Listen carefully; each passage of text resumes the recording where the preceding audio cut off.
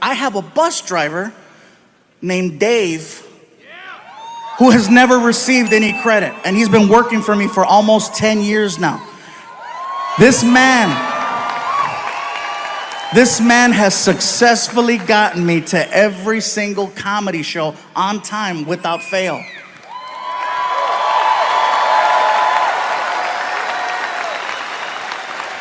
If I had to describe him to you, okay? Dave looks like the word America. Not America, America. He's about 6 feet tall, he's white, he has a gray beard, and he wears a trucker hat. And he's gotta be one of the most hardworking people I have ever met. Now, when I say hardworking, hey, I'm on the road 46 weeks out of the year, so I know. Difference is, I fly home every Monday, Tuesday, Wednesday. Dave stays on that bus and he gets it to the next city where we meet him. He works anniversaries, holidays, special moments. Christmas time, I was with my family. Dave was driving that bus on the East Coast. New Year's, I was with my family. Dave was on the East Coast driving that bus. One of the hardest working people I've ever met. I just want to give him a shout out.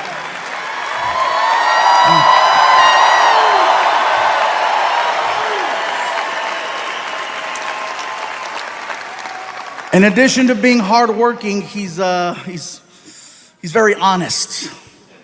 Now, when I say honest, I don't mean, oh, he does his taxes right. I mean painfully honest, no filter honest. He talks the way people used to. He does not have time to mince words. He just calls it like he sees it. Before me, he used to work with a man by the name of Kenny G. Grammy Award winner, amazing music. One day, Kenny G was on his tour bus that Dave was driving, and I guess the two of them had a little discussion, and Kenny G used some words that Dave would have rather him not have used, and instead of getting into it with him, this is what Dave does.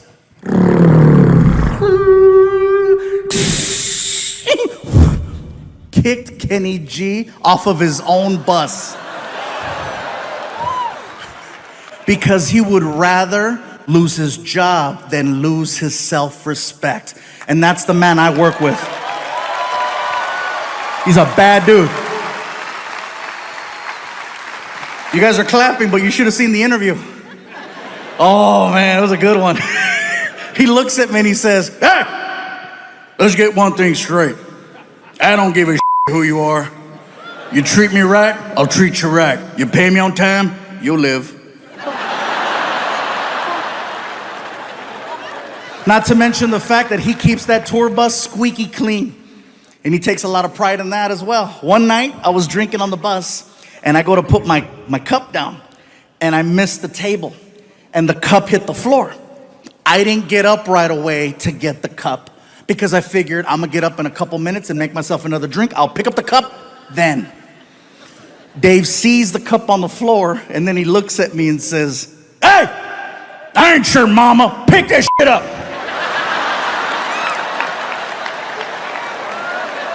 I get to the back of the bus and I'm like, wait a minute, I pay him. Hey, Dave, shut up. Yeah, I'll be in the back in my room. Thank you. Drive safe. And people tell me, you work with a man who talks that way to you? Why? Let me tell you why. Because he's honest. With Dave, you know exactly what you get. Nowadays, it is so hard for me to tell who's being genuine and who has an agenda. And with him, you know exactly where you stand. If he likes you, he loves you. And if not, you're on the curb with Kenny G.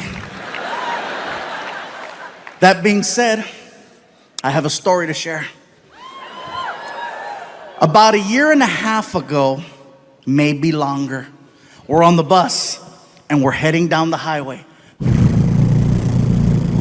Just so you have kind of an understanding of the bus layout, let's say this is the front. Here's Dave the driver, empty seat, and then a sliding door that goes in between him and the rest of the tour bus.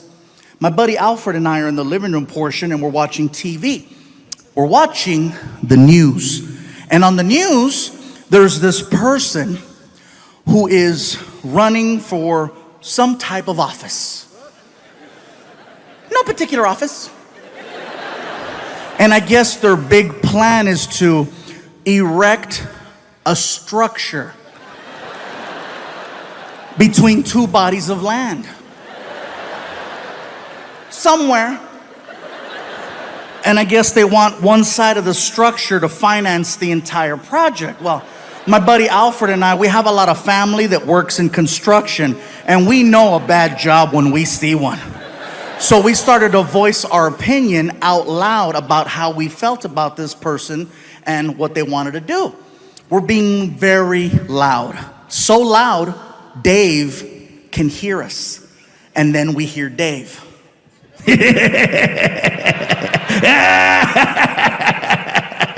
America. I yell out to Dave. I said, "Be quiet, Dave. This isn't about you." He taps a button on the dashboard that activates the sliding door. And when the door is about that far from closing, he yells out, "I'm building a wall."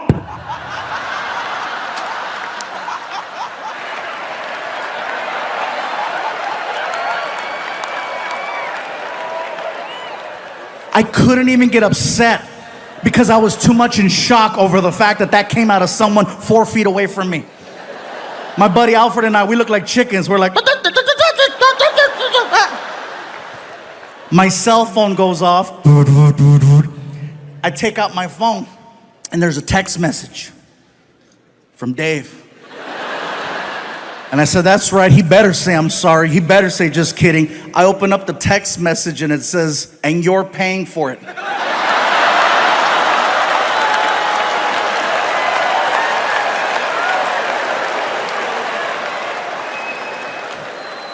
And people tell me, "You still work with him after that?" Yes, I do. I trust that man with my life every single night. I know where his heart's at. He can say whatever he wants. At the end of the day, he still has to drive around the king of the Mexicans.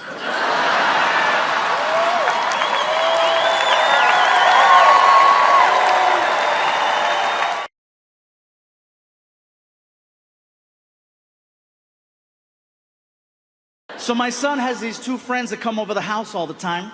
One friend, his name is Ken, works a lot with computers. The other friend, his name is Fabian. He wants to be a police officer. Both of these kids are really, really good. Now, I keep calling everyone kids, even though they're all 18. But to me, they're kids. I'm almost 40. I'm like, you know. Like some of the conversations that we have are very adult-like. And the other conversations, I'm like, what am I doing with my life? For example, at home when I'm hanging out, I usually just wear, very similar to now, except the Hawaiian shirt. I usually wear like a t-shirt that has like either Star Wars or Marvel Comics or Transformers on it or cartoons. I like wearing stuff like that around the house. One day, I'm wearing a t-shirt that has the Avengers on the front. And I walk into the living room and my son's friend Fabian sees me wearing this shirt. And so he starts pointing. And I'm like, "What's up, dude?" He goes, "Weak." Excuse me? Weak. And then he says, "DC's better." What did you say? "DC's better." I'm like, DC's okay. Obama lives there. They pass laws. They got hotels, historic museums. It's not even a real state. I don't know why you're getting cray-cray. He goes, "Nah, fool, DC Comics." And I'm like, "Hey, man, I'm almost 40. I don't care. It's just a really cool shirt. I like it. It fits. No big deal." "That's because they are." I go, "You need to relax. They're the best." I go, "You need to chill." And in my head, I'm like, why am I having this conversation? I have better things to do with my time, like trying to get my son on an elephant. But no. The kid in me's like, "Why are they the best?" And then he points at the shirt again. "Iron Man sucks. Batman's #1. I go, "Why?" "Because he is." I go, "That's not an argument. First of all, Batman's not the best superhero. I hate to break it to you. He's not." I can hear people already getting ready to boo. They're like, "Oh, no, Fluffy, don't go there. Don't go there, Fluffy. Don't do it." Yes, I'm gonna do this. Watch this. Batman's not the best superhero. Batman is the creepiest superhero. Batman is the creepiest superhero that has ever lived. He even sounds creepy. "I'm Batman. I'm Batman." You don't recognize that voice? "Want some candy? Help me find my puppy. Hello, he only comes out at night. His face is always covered up. He's always waiting in alleys. And who does he talk to? A guy named Joker, a guy named Riddler. His name is Batman. Joker, Riddler, Batman. Joker, Riddler, Batman. Those are Mexican gang member names. Can you imagine if that was Batman's real identity at night? I'm Batman. During the day, no, chingue su madre, soy Batman, loco. Todo el pinche día aquí trabajando y luego le parte la madre Joker. I'm Batman. I said, all right, Fabian, Mr. Batman's the best. Based on my t-shirt says Marvel Comics. I said, I see Thor, I see Captain America, I see Iron Man. Who are some of the superheroes that DC Comics has that makes them better than Marvel? Go. Batman, you said that. Superman, that's a good one. Wonder Woman, okay. Green Lantern, whoa, whoa, whoa, whoa, whoa. I said, I know the other superheroes, but Green Lantern? What's his power? He wears a ring, and the ring gives him power. I said, that's a fantasy. I don't know any man who wears a ring who has power.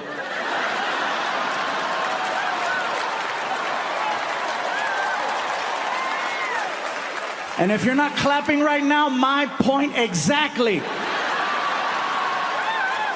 You can't clap, can you? You can't. You know why you can't clap? Because you're sitting next to kryptonite.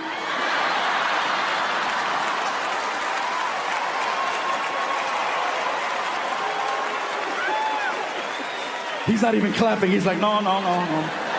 No, no, me pega Wonder Woman. No, no. No.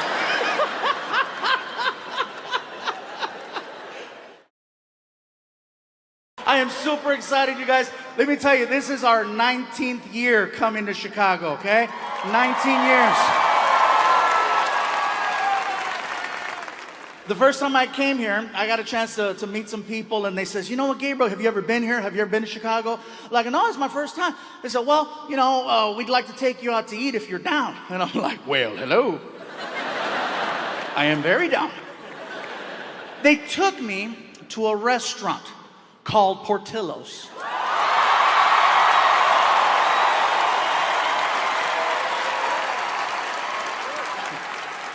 You heard of it?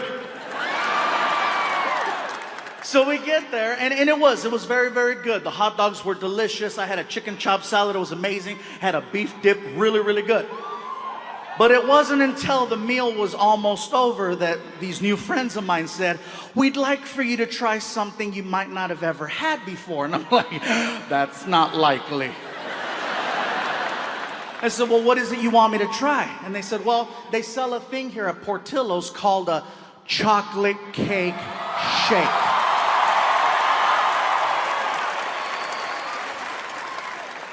I said, you had me at chocolate. They said, well, you got to go up to the special window and you got to order it from the lady. So I'm like, okay, cool. So I get up and I walk over to the lady and she's like, can I help you? I say, yes, my friends are telling me that I need to try this thing called a chocolate cake shake. Okay, what size would you like? How good is it? You want a large. All right, can I please have a large chocolate cake shake? No problem. And there I pay. And she turns around. She turns around and she walks over to this little refrigerator that's on the counter. And she opens it up and she pulls out a piece of chocolate cake. And I'm thinking to myself, she must misunderstood what I said. I didn't ask for a piece of chocolate cake. I asked for a chocolate cake shake.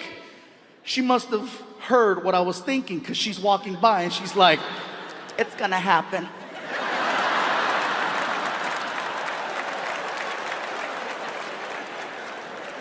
She walks over to the blender, she takes the freaking lid off, and she just looks at me and does this. And I was like, no. And she's like, oh yeah. She pours it and she hands me this like 44-ounce chocolate shake, which is way more than anybody should be drinking. The straw was so thick you could almost fit your thumb in it, okay? So I grab the shake and I begin to attempt to drink it. So I'm just, and I can see the shake coming out.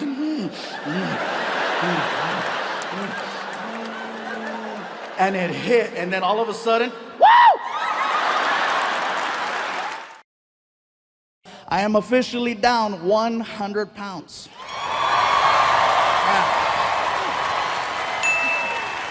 Yeah. I know some of you in the front are looking at me right now like, well, how big were you? I know. Hercules, yeah. Anyways, you guys, let me tell you what happened. Basically, I found out I was a little sick. I was diagnosed about 2 years ago, type 2 diabetic. Now, I maxed out at 445 pounds. Yeah, that's way past fluffy, okay? Let's be honest, that's not even, damn! 445 pounds, that's borderline Discovery Channel fat. That was like, I couldn't leave the house, you know? He wants to go to the movies. It was really bad, you guys, and so I was waking up every morning with a 300 plus sugar level. Now, anyone who knows anything about diabetes, that is super high. And you do that enough times and eventually, clear. It's so hard to say goodbye. They buried him in frosting. It was the sweetest funeral ever. Everyone got a cupcake. It was so nice. I'm at the doctor's office, you guys, and the doctor tells me, he says, listen, Gabriel, you're 445 pounds, your weight is out of control, your diabetes is out of control, you're 35 years old, you will not live another 2 years. I guarantee it. And I got very emotional, you know. I was like, are you serious? He goes, 2 years tops. And I was like, but I just started making money. Well, it's gonna be a nice funeral. I was like, what an ass. So it took a lot for me to finally start doing something about it, you know, because it's not like this is the first time I try to lose weight. This has been happening for a long time, but somebody tells you you're gonna die, you actually wake up. So what it took the support of my friends, my family, and, you know, especially, I gotta give credit where credit is due. Martin, you guys, helped me out so much because he's always encouraging me to go to the gym. Let's go work out, bro. Let's go do something. And more importantly than let's go work out is, you know, we're on the road together 46 weeks out of the year, so we eat together a lot, and he's always watching what I eat. And if he sees me reaching for something I shouldn't mess with, he checks me. Especially breakfast. That's my favorite meal. I love breakfast. And they always put us at these nice hotels where they give us this continental breakfast with the buffet. And, you know, if I'm eating eggs and bacon and sausage, that's fine. Yes, some of it's fattening, but guess what? No sugar. If Martin sees me reaching for muffins or waffles, he makes a scene. He waits for me to get about 15 feet away, and he starts yelling in front of all the people at the restaurant. Oh yeah, he's still ghetto. I don't care if it's a Ritz-Carlton. Guess what? Machete's here. He starts yelling. He waits for me to get 15 feet away, and then he starts. Really, bro? You're gonna put that in your mouth, Fluffy? You know what that's gonna do to your body? Hey, have some self-respect. And he makes me cry at breakfast. I'm sad. I'm like, I don't want the muffin. I don't want it. I don't want the muffin. I'm not a little whore. I'm not a little whore. But see, that is a real friend who would check me and remind me, hey, bro, get mad at me all you want. I just want you to live. And I got to respect that. That's why I love that dude, you know? And in turn, sometimes I got to check Martin. Yeah. Believe me, you guys. It goes both ways. Sometimes I have to check him. Not about his weight, but he has his demons too. You know, oh, believe that. Yes, sometimes there's limited space at the hotels where we're staying at. So sometimes we got to double up on a room. And every now and then, Martino brings some random girl to the room at 3 o'clock in the morning, wakes me up. I got to look at him and say, really, bro?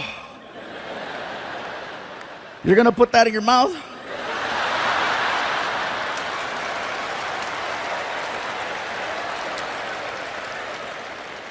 Do you know what that's gonna do to your body? Hey, have some self. He doesn't, he really doesn't. So.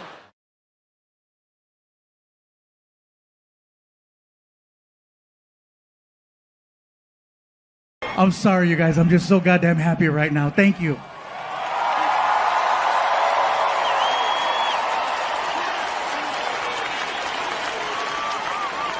I wish my mom were here to see this. You have no idea. She would have been happy to see all of you, but she would have been like, No, chingue su madre. Mira lo que mi hijo está en el cielo. Anda ya con Jesus in the sky. Mira. that is amazing. Some of you guys okay? I heard a cough over there. You all right? Don't cough. They just let us come back.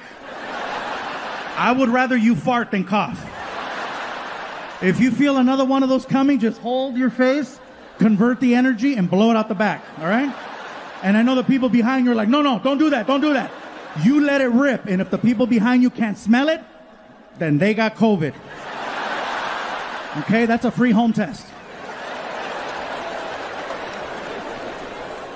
Anyway, so during 2020, my dogs and I, the most normal thing we could do was just take a drive. Okay, drives, you could just get in the car. Nothing was open, but you could take a drive. And so we get in the car, and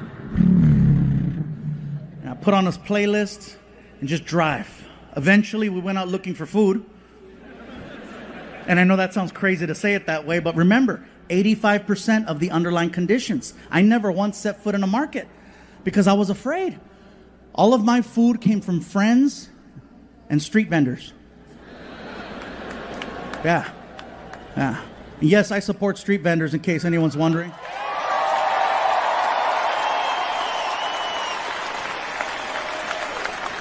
Because no matter what, they're working their asses off, again, trying to make a better life for themselves and for their families.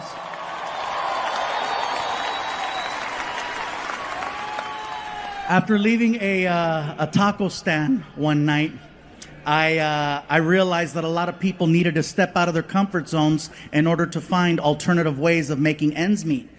I made the mistake one night of assuming the guy working the stand was Mexican. He wasn't. I even spoke Spanish to him, which is a no-no. The rule is, when engaging a brown person, you must speak English to them first, and then if there's a language barrier, then you go to Plan B high school Spanish. You start off in English. Hello, sir, may I? ¿Qué? No entiendo. ¿Qué pasó? Oh, hold on, I got this. Hola. Yummy. So I walked up to this guy at the stand, and I was like, he reminded me of a tío, so I was like, hey, ¿qué onda, compa? ¿Cómo estás? And which is like, hello, friend, how are you? And he responded, what are you saying to me? I'm sorry, sir, I thought you were Mexican. No, I'm not a Mexican. I am not a Mexican. I am Greek. Greek? Shit, I was way off. I'm sorry, bro. It's late. I'm tired. Can I have 2 tacos? What do you mean, can I have 2 tacos? I just finished telling you I am not a Mexican. I am Greek. I do not sell taco. I sell gyro. Gyro? And then I remember seeing writing on the front of the cart, and I just thought it was like the guy's name or something, right? I was like, it spells it out. G-Y-R-O. Gyro. He got all pissy. It is not a gyro. It is gyro. That shit says gyro.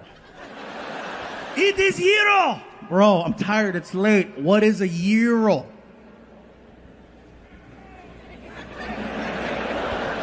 It's like a taco.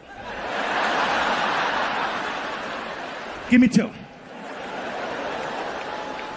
Eventually, businesses started opening their doors and allowing us to go back inside. And I'll tell you guys right now, my big guilty pleasure is Starbucks, okay? That's my guilty pleasure. I'm all about a Starbucks drive-thru. But the difference is, when you have the option of going inside versus drive-thru, that's one thing.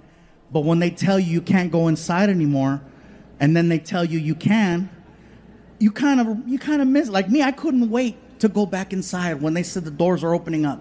I couldn't wait to go in and order from a counter and talk to a person and look at a menu. I didn't mind. I showed up early. Got my dogs with me. I didn't care.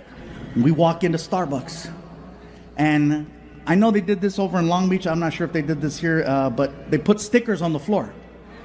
And so there I am standing on this freaking sticker. I got my dogs just chilling, standing there looking like a 3rd grader.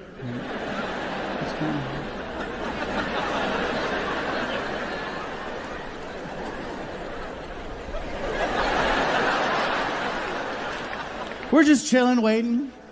And some lady behind me notices that I'm holding two dogs. She clearly had an issue with the fact that I was holding two dogs. And instead of saying, pardon me, excuse me, hey there, hi, hola, she does the whole, I'm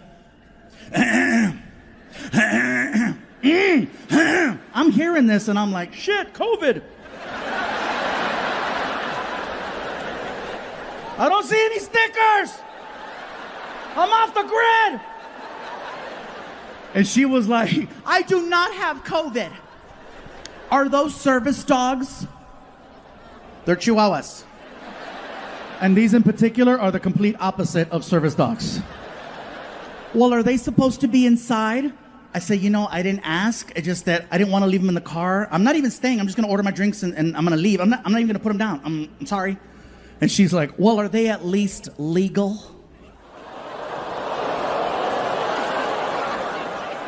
You're going to ask a Mexican if his dogs are legal? Fortunately, next in line. Thank God. So I get to the front, and now I'm worried because the lady has me thinking in the back of my head that I'm doing something bad, that I'm about to get scolded or kicked out. So I'm trying not to make eye contact with the guy. So I'm just looking at the menu, and I hear him. Dogs. Oh, hi, bro. Sorry about that. Sorry. I know. They're adorable. What are their names?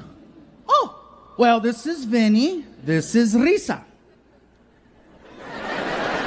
They're so cute. Well, thank you. And then here comes another barista, and she's like, I see dogs. I'm sorry.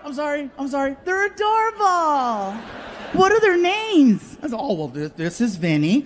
This is Risa. They're too cute. Well, thank you. So I place my order, and then the girl barista, she goes, yes?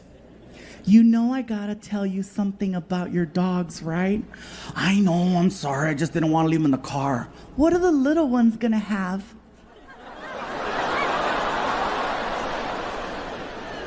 Well, as much as I would love to share my coffee with my dogs, I don't think caffeine and chihuahuas mix.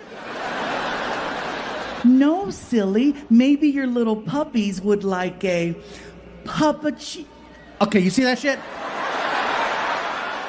Now you're vocal. When I talked about the stickers, we don't know nothing about stickers, but un pinche puppuccino all freaking day, right?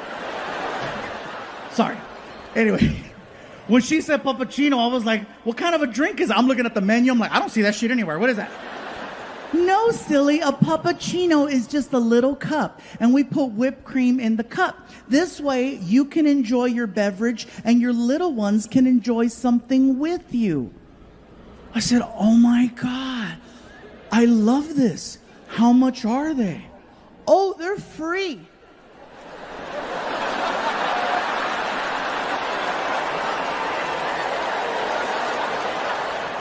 Tell me more. You have 2 little puppies, so you get 2 free puppuccinos. Oh my God. Can I have a third one? Oh, is there another little puppy we're missing? This one. I was so excited. I told her, I said, do you understand how happy you just made me with this whole puppuccino thing? Oh, yeah. They let it be known that if anyone ever shows up with a dog, always offer them a puppuccino on the house. So it's cool that I walked in with my dogs? Oh, yeah. They're welcome anytime.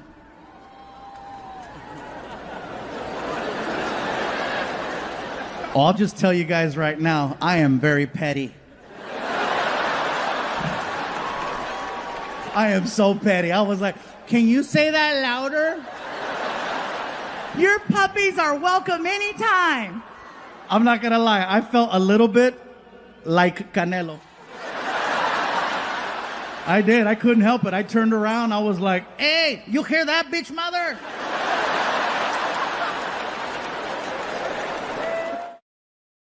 I know some of you just found out Martin is real, because you finally get to see him, right?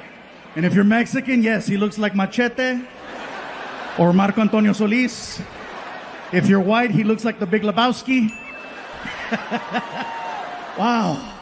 This is awesome. And Martin wasn't lying, you guys. We started off in freaking garages and backyard barbecues and quinceañeras and weddings. And now it's like, this is home for us. The biggest thing I've ever done will be tonight, without a shadow of a doubt. And I'm glad that we can all be here for this. This is, because after COVID, I wasn't sure what was going to happen. You know what I'm saying? Like, the only good thing I can say about 2020 for me was the fact that for some reason I managed to lose 70 pounds. Yeah. Thank you. Yeah, I lost 70 pounds. People ask me, what's your secret?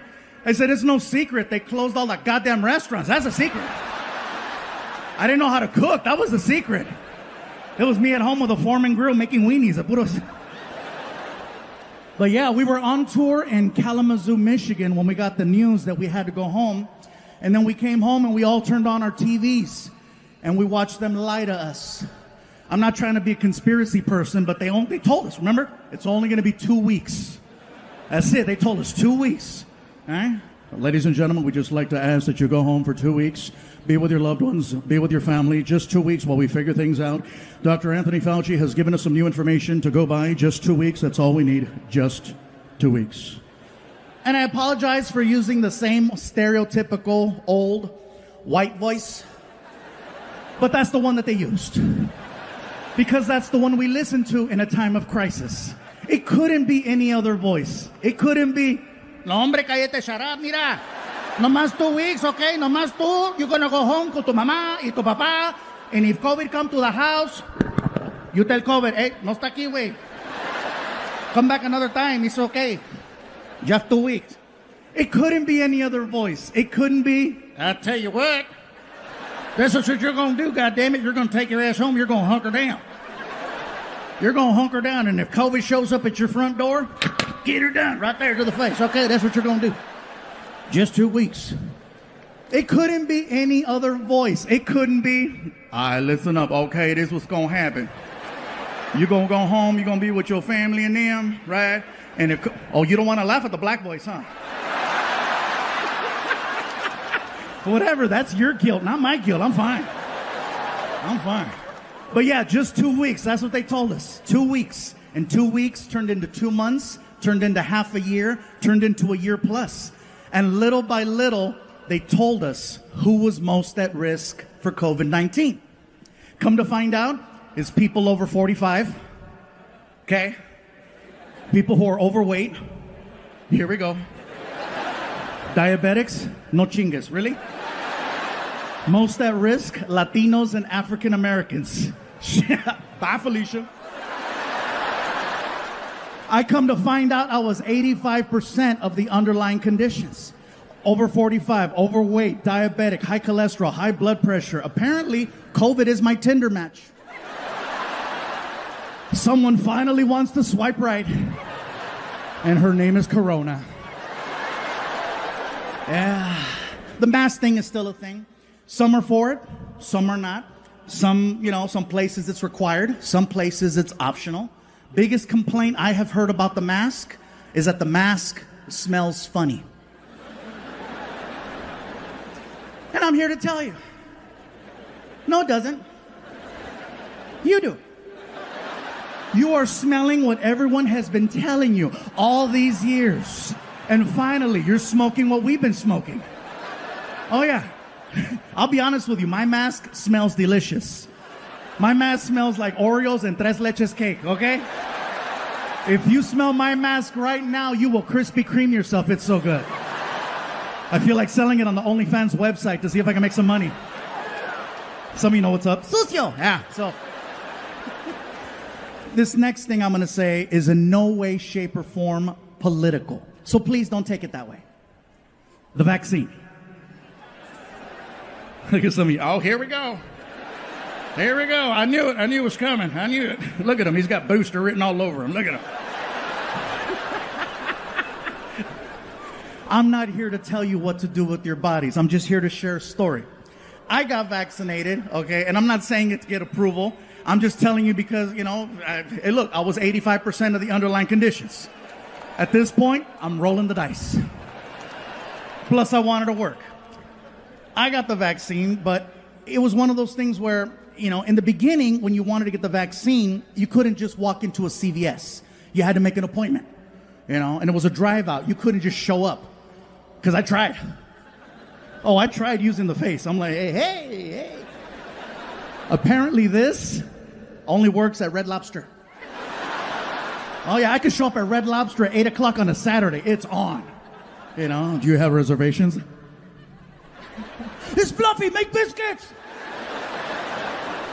But for the vaccine, no, I made my appointment like everyone else. It was a drive-out location, There's a little speaker box. May I help you? This is very familiar. Yeah, let me have a large vaccine. Pfizer, Moderna. I got a coupon, whatever's free. Pull up to the window. And then I pull up to the next window. And then a guy who's all covered up. He's got the whole, Then you give them your arm, and then they harpoon you, and they make you park your car for 10 to 15 minutes in case you have an allergic reaction. So I'm sitting in the car, and I got the radio going and the AC going, and I glance over, and I notice that there's people there protesting. And that's fine. Protesting is a right, and I'm all for it, okay? My problem is when protesters leave the sidewalk and get right in your face. So here's what happened. I glance over, I see the protesters, and I locked eyes with one of them.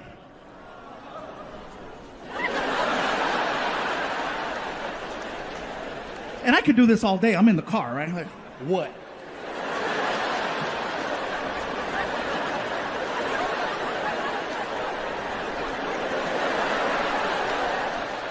The lady who I'm looking at all of a sudden starts walking towards me. And I'm like, shit.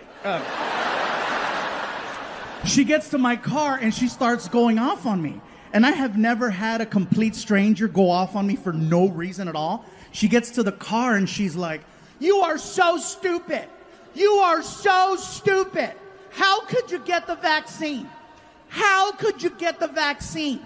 You have no idea what you just put inside your body, dumbass." I didn't know what to say. I was like, "Bitch, I eat chorizo."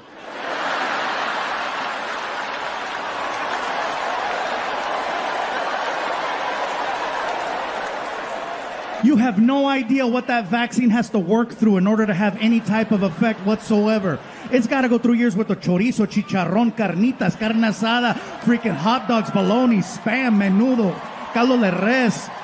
Oh, it's got to go through the gauntlet. Getting back into the swing of things, we have definitely come a long way from 2020. The fact that we're in a sold-out stadium, elbow to elbow, ready to laugh, have fun. We've come a long way. 2020, you guys, I got to just thank my dogs. I got to thank my dogs because my dogs kept me sane. They kept me happy. They kept me focused. Because I was so depressed. I was sad. I didn't know what to make of things. Do we have any dog owners? Yeah? See, dog owners, you know what's up. No other animal in the world will give you 100% like a dog. What? Cat? No. I'm sorry. No disrespect to cats or cat owners. But cat owners, you know as well as I do. Your cats, because I know you got more than one. Your cats look at you like you live in their house. You walk in, you try to scold them for something. And then when you try to talk to them, they turn their back on you and show you their butthole. And you're staring, you're like, "Oh my God, it's so dark." Only a dog will give you 100% of itself. That's why they get so sad when they know you're about to leave and why they get so happy when you come home. You are literally everything they've been looking forward to. And now you're back! I know for a fact, nothing on this planet loves me more than my dogs. I said this last night and someone said, "What about your son?" I said, "Nothing." loves me more. I could leave my dressing room for 1 minute or 1 hour. When I come back, the reaction is the same. It is the greatest moment ever, every single time. Oh yeah. My dog Vinny will jump off the couch and run towards me top speed. And then when he gets to me, he jumps up and down. And he makes a sound like a...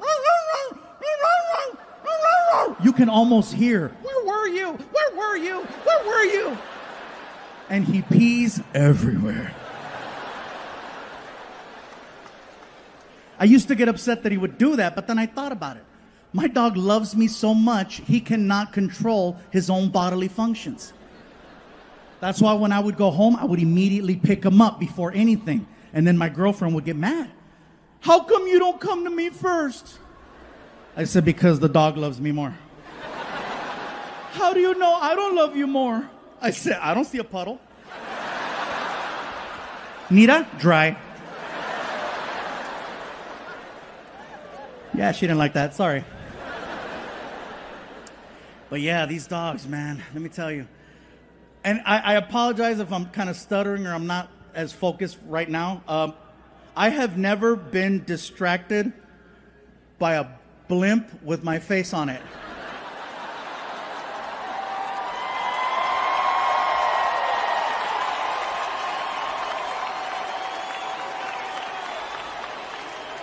I'm sorry, Netflix, but shit, this...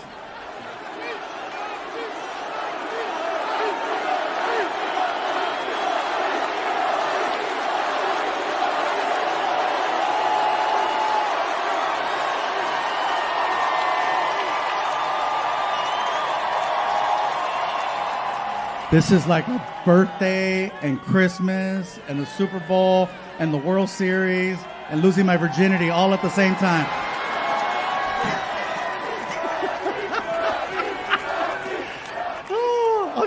Even saw the lights of the Goodyear blimp.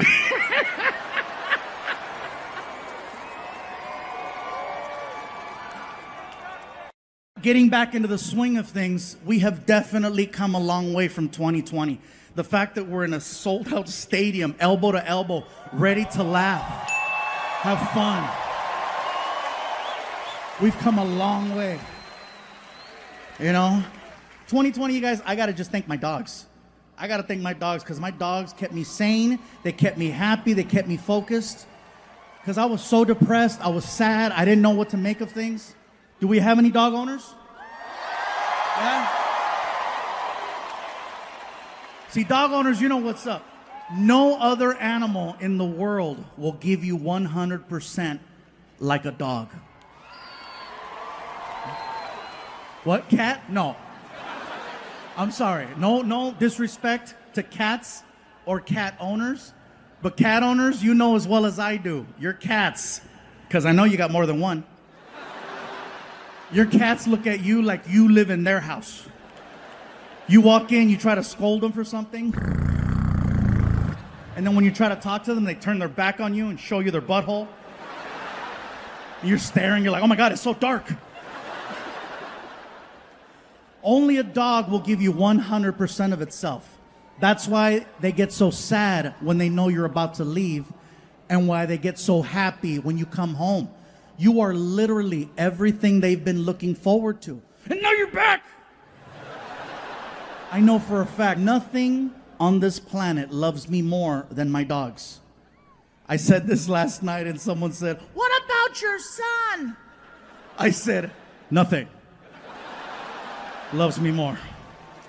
I could leave my dressing room for 1 minute or 1 hour. When I come back, the reaction is the same. It is the greatest moment ever, every single time. Oh yeah. My dog Vinny will jump off the couch and run towards me top speed. And then when he gets to me, he jumps up and down. And he makes a sound like a... You can almost hear, where were you? Where were you? Where were you? And he pees everywhere. I used to get upset that he would do that, but then I thought about it. My dog loves me so much, he cannot control his own bodily functions. That's why when I would go home, I would immediately pick him up before anything. And then my girlfriend would get mad. How come you don't come to me first? I said, because the dog loves me more. how do you know I don't love you more? I said, I don't see a puddle. Mira, dry. Yeah, she didn't like that, sorry. But yeah, these dogs, man, let me tell you. And I apologize if I'm kind of stuttering or I'm not as focused right now. I have never been distracted by a blimp with my face on it.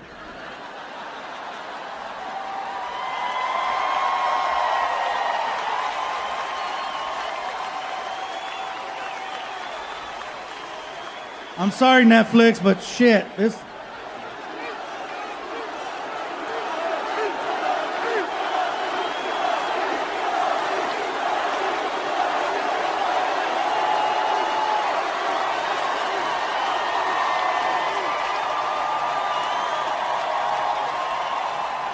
This is like a birthday and Christmas and the Super Bowl and the World Series and losing my virginity all at the same time.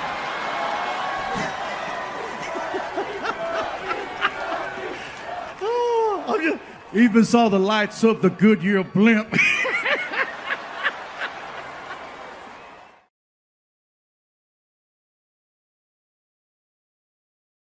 We were in Mumbai, Bangalore, and Delhi. Okay, these three places is where we went to perform. Mumbai and Bangalore, the shows went over very, very well. Okay, there were about 1,500 to 2,000 people, which is amazing for a few going over there. I was like excited, yes. And then we get to Delhi.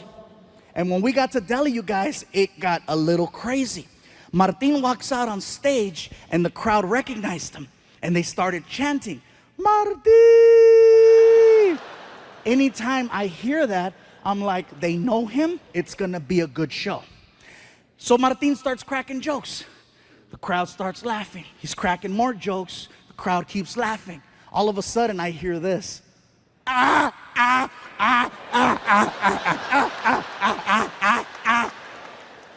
Martin doesn't say a word to them. He gets off stage, next comedian comes out, and then Martin comes over to me and he says, bro, I don't know what's going on, man. I don't know what's going on out there. There's these three guys in the front row. They're laughing like Klingons from Star Trek. I'm not gonna address them. I'm gonna save them for you. I was like, oh, thank you. So then Martin goes back out there on stage. And he introduces me. Ladies and gentlemen, Gabriel Iglesias. And then I run out on stage. And the crowd started chanting, Fluffy, Fluffy. And I was like, whoa, what's up, Delhi? And I start cracking jokes. Start getting laughs. Start cracking more jokes. Start getting more laughs. And then it happened.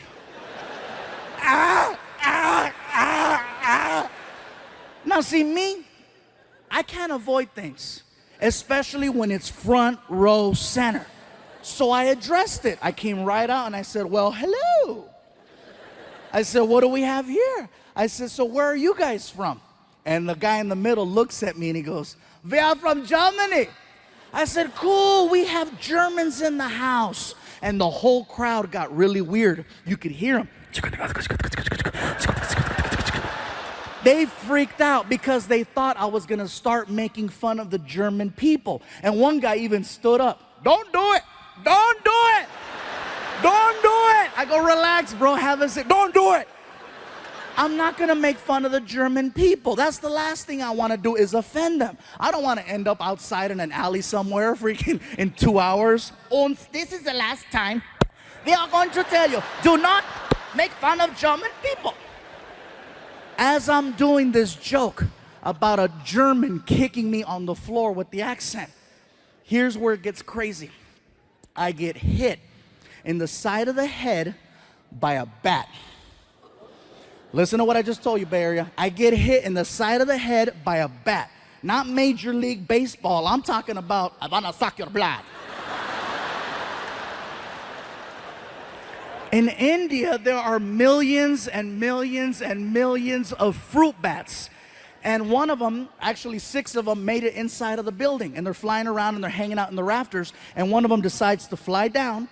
And basically, when I was doing the kicks, I stepped into the line of flight of the bat. And he caught me right here. I'm like, what the hell? And I look up and you see it and you can hear it.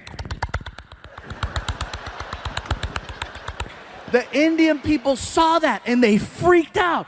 They were yelling, "They did it! They did it! We told you, don't do it! We told you, don't do it! They're evil! They're evil!" I'm like, dude, I don't care how evil you think the Germans are. They don't have control over bats. It wasn't like the guy got offended and said, "Oh, really? Uns release the bat."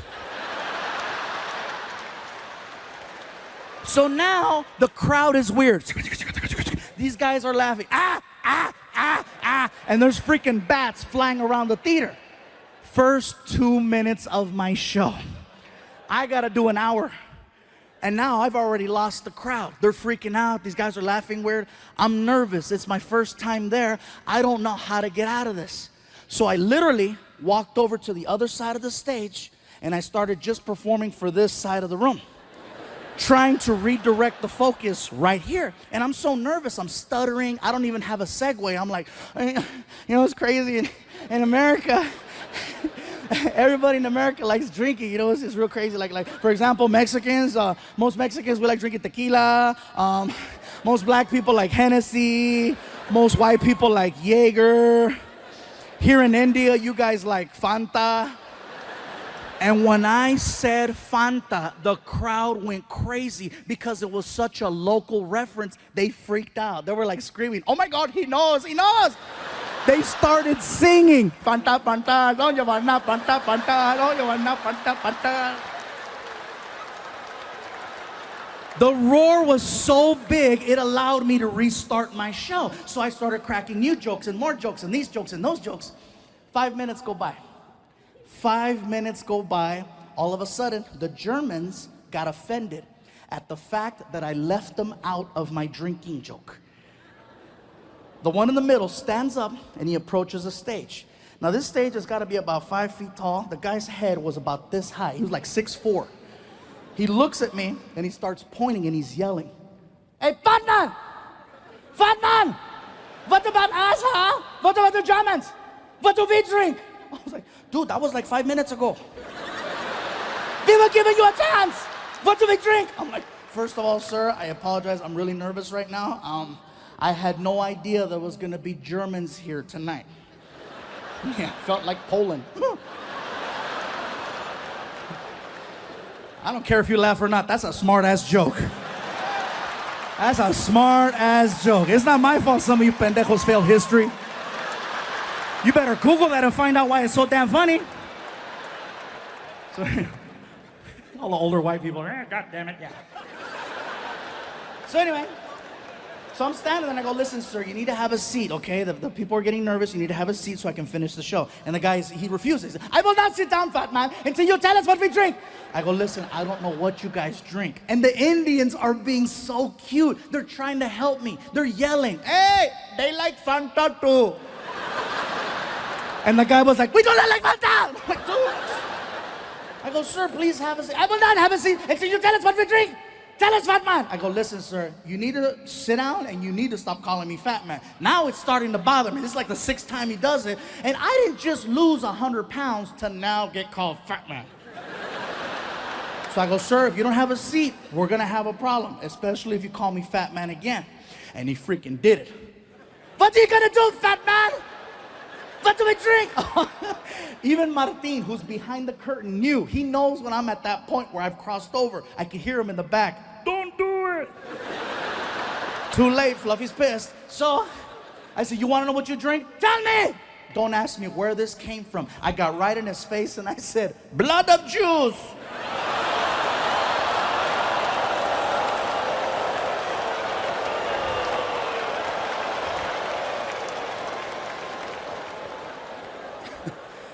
Now see, automatically you guys gave me a whole different reaction. In Delhi, that was probably the most shocking thing ever said on that stage. So shocking that 2,000 people at the exact same time got so quiet, you guys, so quiet. You could hear everyone's ass just...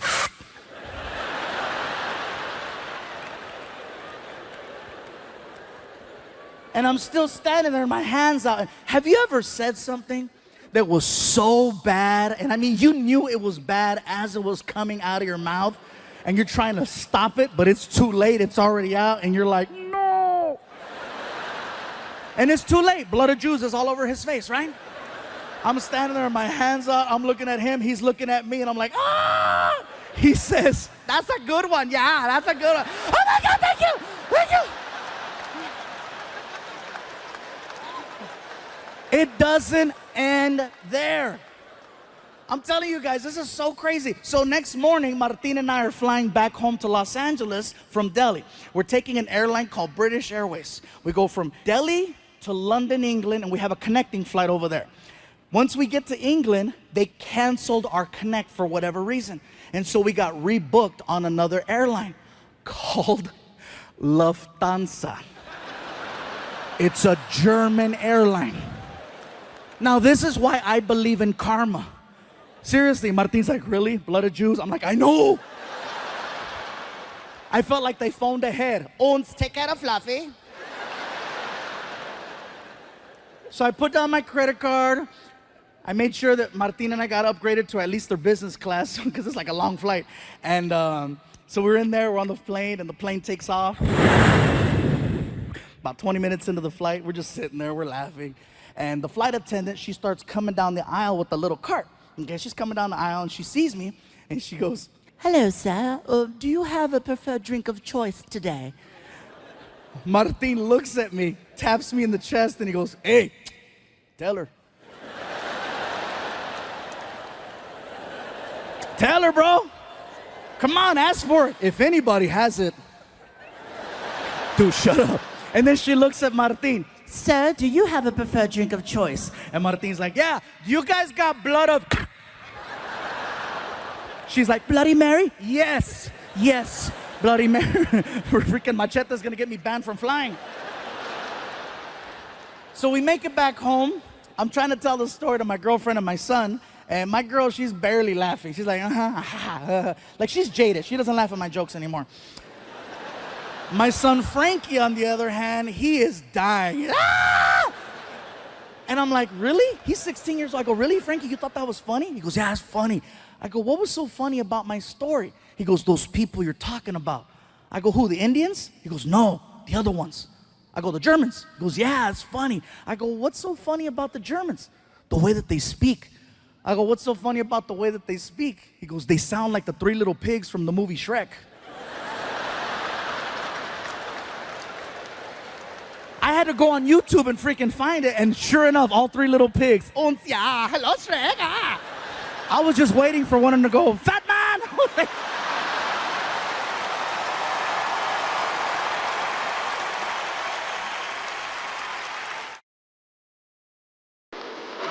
Hell yeah, man. Oh, and by the way, before I forget, I know I have a habit in my shows of sometimes throwing a little Spanish in there. If you don't understand Spanish, I do apologize, okay? I promise I will be translating. I don't want anybody freaking out or reporting me to the management with concerns or issues, you know. What the hell is going on in there? What kind of show is this? No, somebody better hit the SAP button on that sumbitch real quick. I didn't pay good money to hear some Samoan speak Spanish.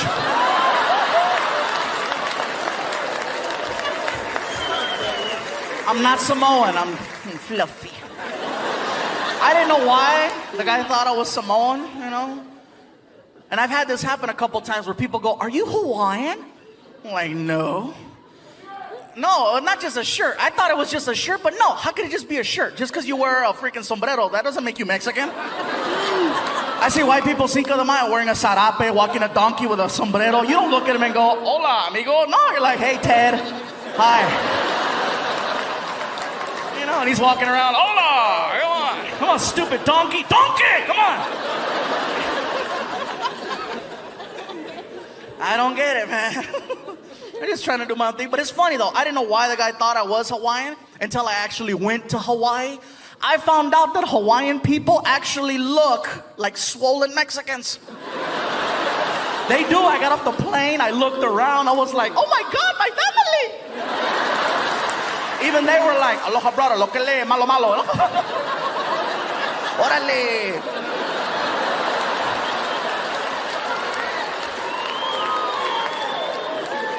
I loved Hawaii. Hawaii was great, man. They have a lot of different cultures there. They have a lot of Asian people. A lot of Koreans. I know this because I got a couple of shirts tailored at some places, and every time I'd go in, it was always a Korean lady, an older Korean lady who was mean. I'd walk in, and this one lady always had a comment to make. I'm there for a week, and every day she had a different comment. I walk in one day, and I couldn't say anything either because she was 75 years old. I can't say nothing back, you know, but there I am walking in. The lady behind the counter, Oh, look at who's here. Look at who's here. Oh, shit, we're gonna work hard today.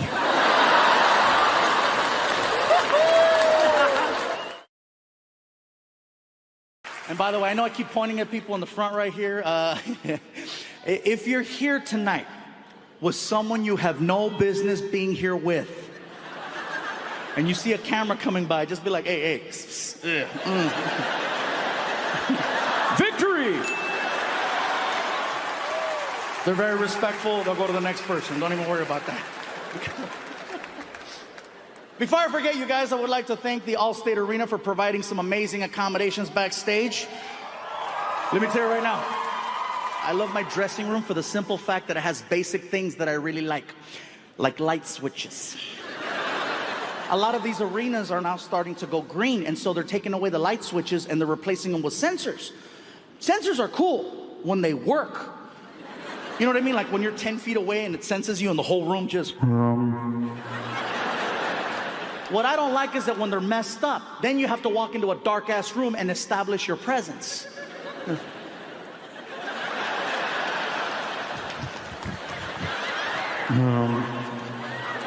But then you stand still for 4 seconds. No. Shit! In addition, backstage, my sink has knobs on it. I have control of the temperature and the pressure of the water, which in the Chicago area I believe is very important, especially in the winter. Oh man, you guys are no joke in the winter. You need warm water when you wash your hands. You can't rely on a sensor that gives you nothing but cold water, because you wash your hands with cold water, your hands get all cryptic. Then you go outside and people are making fun of you. Look at Thriller. But my dressing room, you guys, has a sink that has hot and cold. You can control the water. You can control the temperature. You can control the pressure. I hate it when they take that away from us and they replace it with that little sensor. So now, in addition to being a comedian, now I gotta be a magician. I'm not a magician, but if you watch me wash my hands, that's what I look like, you know, just... Nothing. Then you walk away. Shh. I feel like there's someone behind the mirror messing with me, like, watch this. Some places stop there. Some places keep going. I like a lot of soap when I wash my hands. I like a good soap dispenser. I like the, you know, the pump. I hate it when they take that away from us and then they replace it with that little spout that goes next to the faucet. You stick your hand under it and it gives you that little booger of soap. You know what I mean? That little moco, you put it under.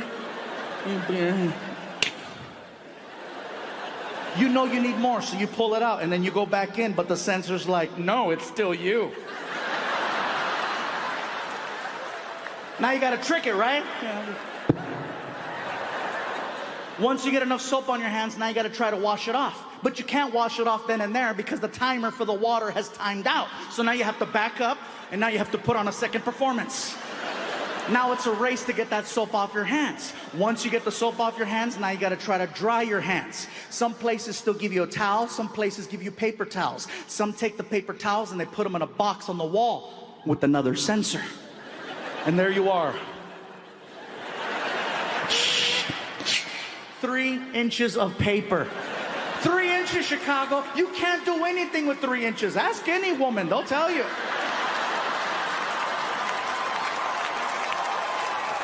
Or a guy, I'm equal opportunity. I need control of the paper. I need the crank, the...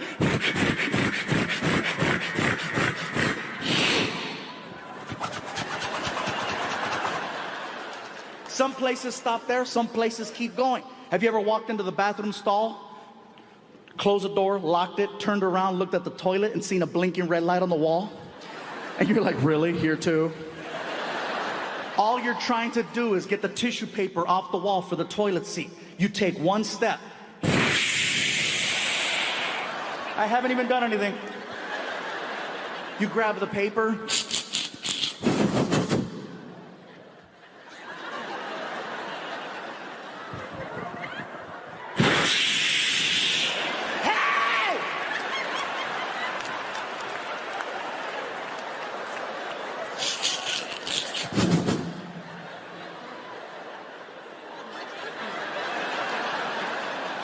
You turn around and you put it on like a cape. And you let it slide down your back while you slowly try to time it just right. And just as you're about to sit down, somebody always walks into the bathroom and distracts you. Huh? But it's too late. Your knees are bent. And unless you do CrossFit, you're not coming back from that one. Then your bare ass touches the seat. And you're like, ah! And just when you think it can't get any worse, and all this water splashing up, hitting you right in the ass. And then the water goes down the drain and it creates that air vortex that goes right between your legs. So now you have a tsunami in the back. You have a tornado in the front. And who's the victim? Pikachu. And he's holding on for dear life. You haven't even made magic yet and you've already been violated by plumbing. Now you do what you need to do. You finish. Now it's time for cleanup, time for maintenance. So you reach over for the toilet paper, and the problem with using the restroom nowadays is that most venues, including this one, instead of putting a human-size toilet paper roll inside of the human-size toilet paper roll dispenser, they take their ass to Costco or Sam's Club or one of these places where you buy in bulk, and they buy that giant gorilla roll of toilet paper. And then they come back here and they force it into that little tiny compartment. And then they close the door on it. So now this giant wheel is locked in place. You can't even spin it. You're just... You can't even find where it starts because they glue it. Out of desperation, you gotta pull out your car keys and cut into the side of it like a bag of cocaine on Narcos. Then you get the paper, you try to wipe.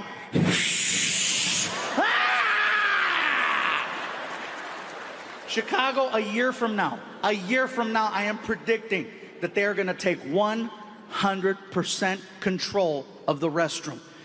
You're gonna be sitting there and you're gonna think of me because you're gonna see it. You're gonna look over to get the toilet paper and there's gonna be a blinking red light on it. And you're gonna be like, oh my God, Fluffy called it. And what are you gonna have to do? One sheet.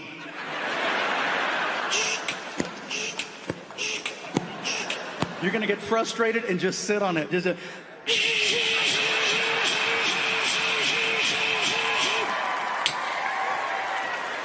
Sorry, bro. I know that was a lot of culo. I threw at you right there. She's like, it's like Magic Mike. I'm so sorry, bro. That was a lot. Damn. Yeah. Hell yeah, man. Oh, and by the way, before I forget, I know I have a habit in my shows of sometimes throwing a little Spanish in there. If you don't understand Spanish, I do apologize, okay? I promise I will be translating.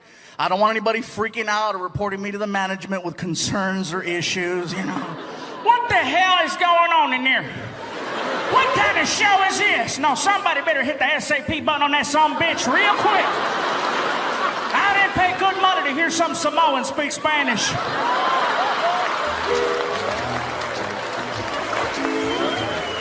I'm not Samoan, I'm fluffy. I didn't know why the guy thought I was Samoan, you know? And I've had this happen a couple times where people go, are you Hawaiian? I'm like, no.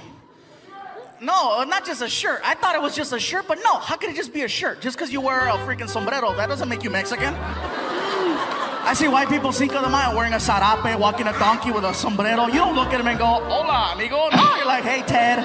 Hi. You know? know, and he's walking around, hola, come on. Come on, stupid donkey. Donkey, come on.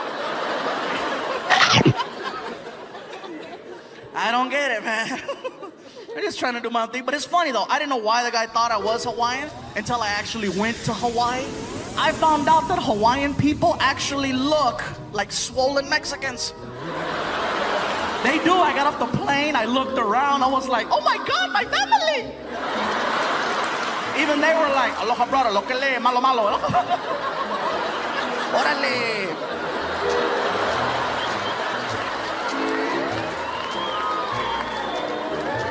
I loved Hawaii. Hawaii was great, man. They have a lot of different cultures there. They have a lot of Asian people. A lot of Koreans.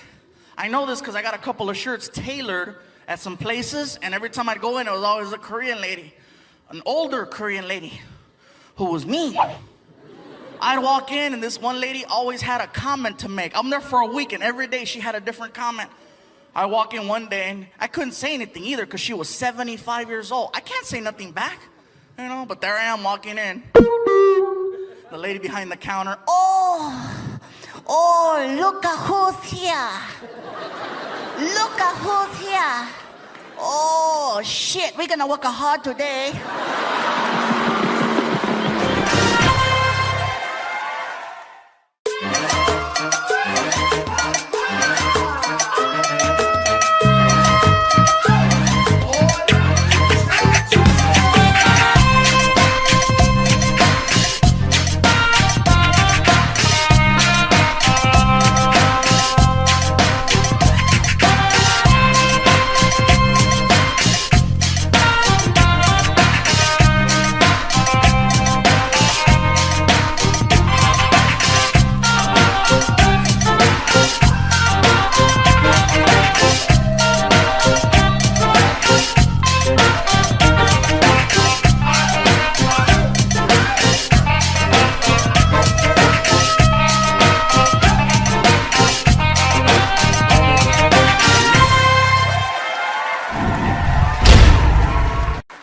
I get a letter in the mail from my old high school, and it's like, you know, time for the reunion.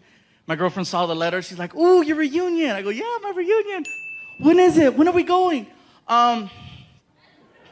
Actually, I was going to take my friend Tony because, you know, we went to high school together. He's my best friend since high school, so I was going to take Tony. You're going to take Tony instead of me. That's what's going to happen, huh? You're going to take Tony instead of me. Your girlfriend, you're going to take Tony. No. It's okay. It's okay. You take Tony, okay? And I hope you have a great time. Oh, thanks. I knew you'd understand, baby. I love you. Don't ask too many questions, you know what I mean?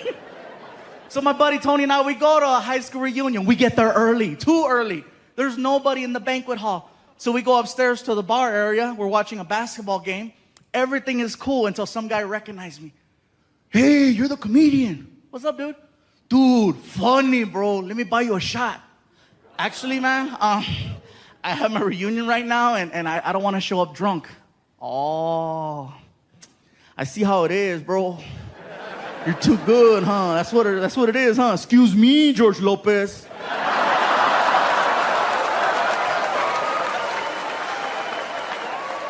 Let's do the stupid shot. All right, bartender shot. So he freaking makes a double. And we freaking cling, cling, and slammed it. I'm like, oh, thank you, man. Thank you. Let's do another one. Oh, hey, man, I'm okay. Thank you. See how it is, Paul Rodriguez? Let's do another shot. And he kept this pattern going. He must have had like 7 comedians behind his freaking wallet, you know? One after another. I got so drunk. I was that level of drunk where you can't even walk straight. You got to look at the ground to navigate, you know? You're just kind of... I get to the reunion. There's a lady at a table, and she's got stickers on the table that say, hello, my name is. And then with a Sharpie, you write your name. I was so drunk, I couldn't even write Gabriel. I wrote Flaco, which is Spanish for skinny. So, you know, I freaking write that, stick it on, and we walk in. The party's going on, you know. I'm trying to find a table. My buddy Tony took off. I couldn't find him. I'm sitting there. I'm like, oh my God. Oh my God. All of a sudden, the lights come up and the class president is holding the microphone. Hello, everyone. Welcome to the Wilson High School class reunion. Let's just cut to the chase, find out what everyone's been up to, and keep the party rocking. So she pulls out a list. Who's done this? Who's done that? Who has the most children? Some girl in the back. 7. Everybody's like, puta. Now you remember. Okay. All right? She keeps going down the list. Who's done this? Who's done that? Who's been on television? Everybody at my table who wasn't talking to me before, you know, they weren't talking to me before. Now they're like, right here, right here, right here. I'm like, no, shh. Sure enough, here comes the girl. Oh, we have a celebrity over here. Come on, say something. Get up here, Flaco. Come on, Flaco, get up here. No, I'm okay. Oh, come on, get up here. Are you too good or what? So I got mad and I jumped up. I'm not too good.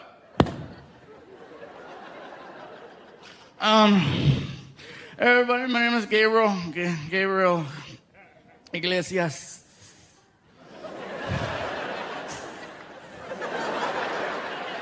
I don't want to say a whole lot right now because I've been drinking and I don't want to say nothing stupid.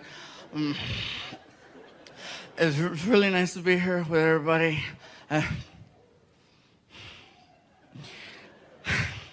I see 2 girls here tonight. 2.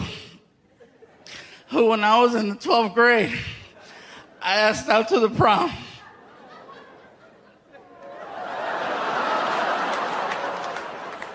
And they said no. But you know what? It's okay. Let me go. It's okay. You know why it's okay? Because like she said, I've been on TV. And you 2 girls who said no, you got fat. One of them yells out, You're fat too. I know I'm fat, but I was fat in high school. I kept my figure, why couldn't you?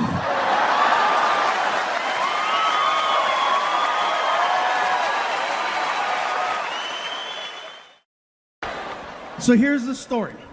So I had done shows before, you know, in Texas, and I had never done a show in San Antonio. So the original plan was we wanted to record a special in San Antonio for the new Netflix show, you know, for the series. So we couldn't really travel too much. And remember, they kept telling us, stay in your bubble, stay in your COVID bubble. Don't forget to stay in your bubble. So in order to be as proactive and just careful, we all went out there together as a team, okay? And then we all basically said, we're gonna do a residency in San Antonio for 30 days. 30 shows in 30 days. And on the last day, we'll record a new special. This way it gives me a chance to start performing again because it'd been over a year since I touched the stage. And so we get there and they gave me the option. Do you wanna stay in a house or do you wanna stay in a hotel? And I said, well, I've never lived in Texas before, so let's see what a house feels like. So they got us like this fancy Airbnb, and basically, you know, it was Martin, Alfred, my friend Rick, myself. It was like 4 of us. It was like the Mexican version of the real world, okay? So we're all in this big house together. Everyone gets their own room. And so, of course, I get the big room because it's me. And, you know, look at something. No, yes. So I open up the door. I turn on the light. Click. And I'm like, this is a beautiful room. Wow, look how big it is. And then I notice there's a hole in the wall. And I said, that's weird. So I get really close to the wall. And when I got close, I realized it's not a hole. It's a big-ass roach. And let me tell you, I am not exaggerating when I tell you that cuca was this big. That roach was this big. Now, I have used this unit of measure before to exaggerate. And let me tell you, I'm not exaggerating when I tell you that freaking cucaracha was this big. And I don't want you guys thinking, oh, what, you think you're too good for roaches? No. I grew up with roaches my whole life. My mom and I, we lived in apartment buildings, projects. We always had roaches, but they were different. First of all, they were this big. And California roaches are very different. Okay? For example, when you turn on the light, they scatter. In Texas, he chilled. In California, they respond to sound and movement. Ah! Scatter. I tried my California technique on this Tejano roach. I said, ah! And the roach was like, what? Oh my God, I don't think he's in my room. I think I'm in his. And at that moment, my tour manager walks in the room and she's like, is everything okay with the accommodations? I said, no, the room is beautiful, but look at the wall. Aw, there's a hole in the wall. I said, get closer. She gets up to the wall and she's like, oh, it's a big ass roach. I said, you're okay with that? She said, he's not in my room. She can see that I'm visibly bothered by this roach. So she's like, would you like me to take care of your little friend for you? And it is a little emasculating because I'm a big guy and she's like 5'2". So she's like, move, fool. She takes off her shoes, she grabs it, she gets up on a chair, and she brings it back, and she's like, you know, soy la 69. Bam! Nailed that roach. Threw down her shoe, put it on. I look at the wall, and it kept moving. And I said, you have angered our friend. And she was like defensive. Fool, round two. So she grabs her shoe, gets back up on the stool, and she brings it back. And just as she's about to nail this roach for the second time, that shit started flying. And speaking of whores, let me tell you where they put us up at. That's a bad segue. No, there's no whores at this hotel. Listen, I would like to personally thank the promoters for not only making this special happen, but for taking really good care of us. They put us at a hotel that's right across the street, you guys. And you know you're in a good hotel when you get inside of the elevator and it talks. It's one of those, you know? First floor. Second floor. Third floor. I'm like, man, she sounds hot. Fourth floor. Fifth floor. Oh, yeah. Martin asked me, how far are you going up? I said, all the way. I gotta see how this ends, you know what I'm saying? Oh, man. And by the way, you guys, since the last time we were here, I've had a few things change in my life. Some things happened that were so crazy that I couldn't even believe that it was a possibility.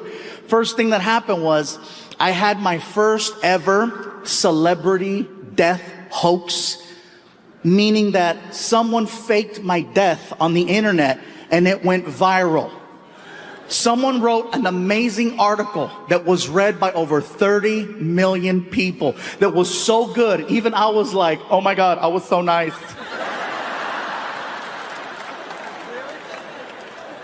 TMZ reported it for 30 minutes until they called my publicist and confirmed that I was still alive. The article said that I had died October 31st from complications of type 2 diabetes.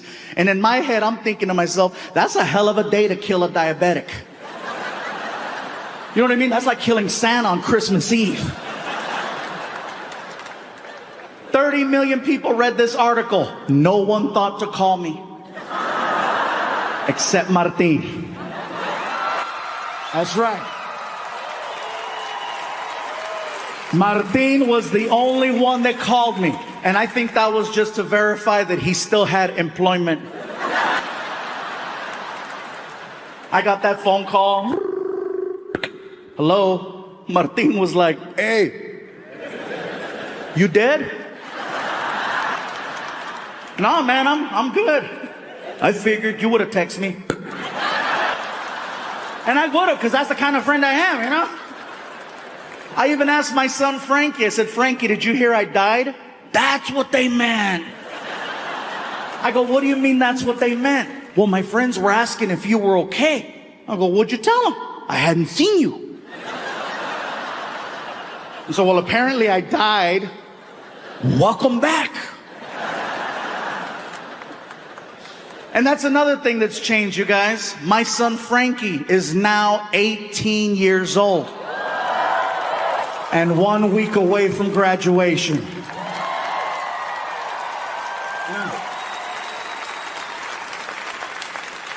You guys are clapping, but he's not leaving. I've already asked him, I said, Frankie, what do you want to do with your life? Have you thought about college? Just now. I'm like, Frankie, you do realize that all you need to do is get accepted. I tell a lot of jokes. I will pay for your entire college education, no matter where you want to go. As long as you get accepted. What do you think about that? I say, you know, if you want to go to school in California, we'll make it happen. You want to go to school out of state, we'll make it happen. I said, hell, I'll even do one of those international programs. You know, the ones where you give them one of your children and then they give you one of their children. What is it called when you kid swap? Thank you. Sorry. That's right. Exchange. Some of you are like, that's called human trafficking. Different program. I would love to do an exchange program with my son, but don't give me a regular kid. If I'm gonna do an exchange program, give me a kid from like a hardcore third world country so that he appreciates all the basic things most American children take for granted.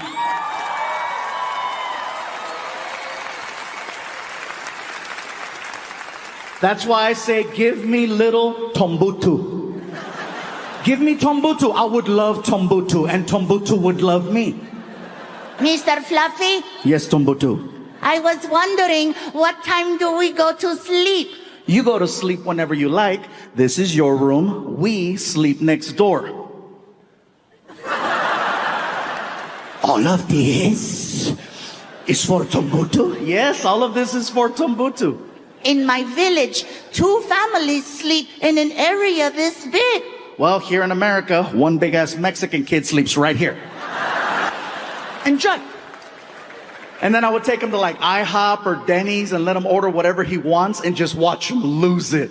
You know? This is the Thanksgiving I heard of. Thank you, Mr. Fluffy. Thank you. If there is anything Tombutu can do for you, please tell me. Anything. Can you help me take out the trash? For you, I will eat the trash. Meanwhile, my son's on the other side of the world on top of an elephant trying to get Wi-Fi.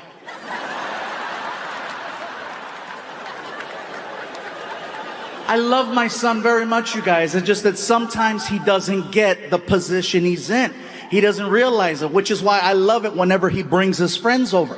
He brings his friends over the house and they're constantly saying what I'm saying. And as a parent, anytime you tell your kids something, that's one thing. When you can get their friends to say what you say, you can't pay for that. And they're always doing it. You know, Frankie, you're lucky, man. Your dad's trying to help you go to college. My dad wants me to get a job. Frankie, you're lucky, man. Your dad's trying to give you a car. My dad doesn't even trust me to walk. You're lucky, man. And I hear this and I'm like, I love these kids. Because see, my son is very numb to this situation. He's very numb to all of you, and he's very numb to Fluffy. Okay, he doesn't see Fluffy. He sees Dad. Dad. I'm just Dad. You know, I'm the guy that tells him, clean your room, take a shower, and put on deodorant, which he does very well now.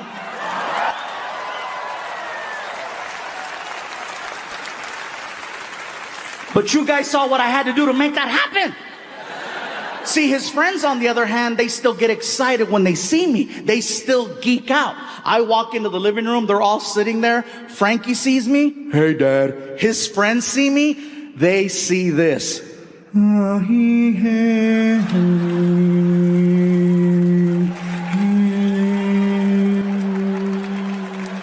With like doves. Can you imagine if every time you walked into a room that happened? He's here.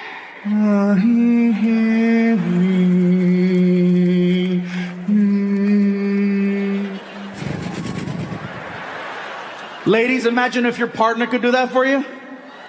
Huh? It's your anniversary, a celebration, some magical moment, or you're just laying there and you're drunk. And you're just like, what are you gonna do to me? What are you gonna do?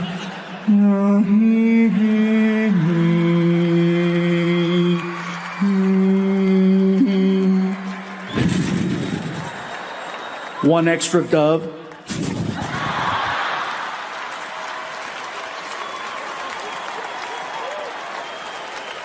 And by the way, guys, if you're ever able to pull off the doves, just leave it at that. Don't try to top the doves. It's very hard to top the doves. Don't start running your mouth and talking smack. She's laying there, and don't start, you don't even know what's going to happen to you. You don't even understand. You're going to get it. Don't do that, because ladies, all you have to do is look at him and go, ah.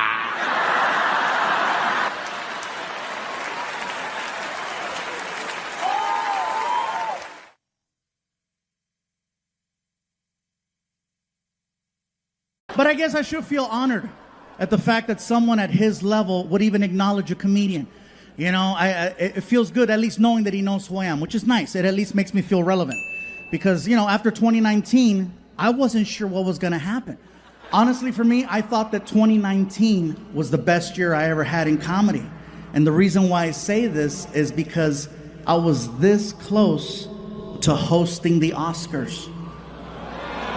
Yeah. Pretty sure I got a good chance next year.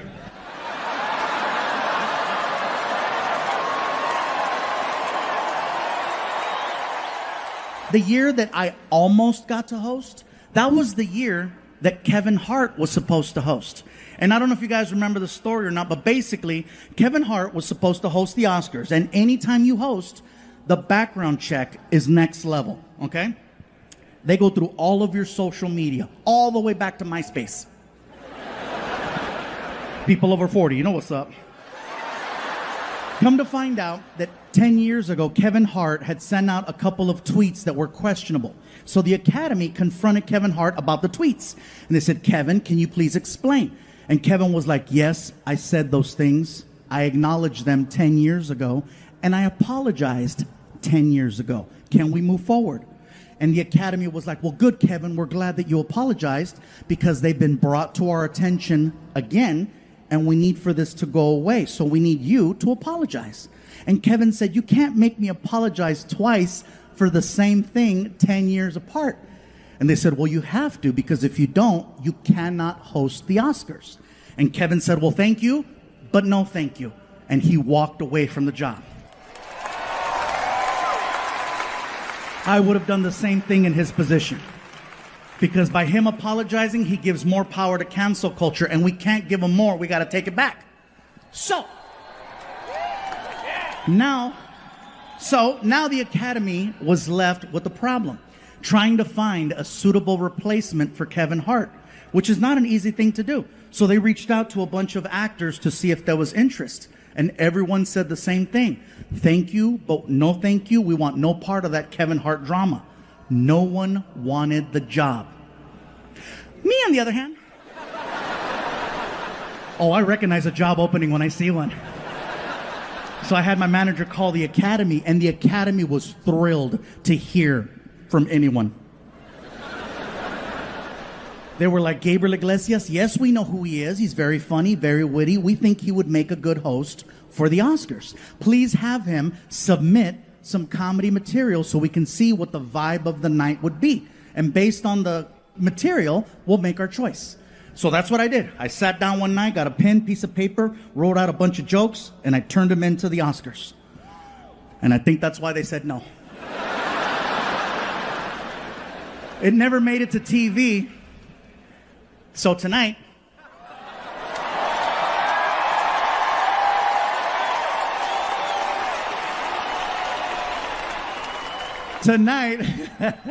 I would like to do the opening joke that I was going to do for the Oscars.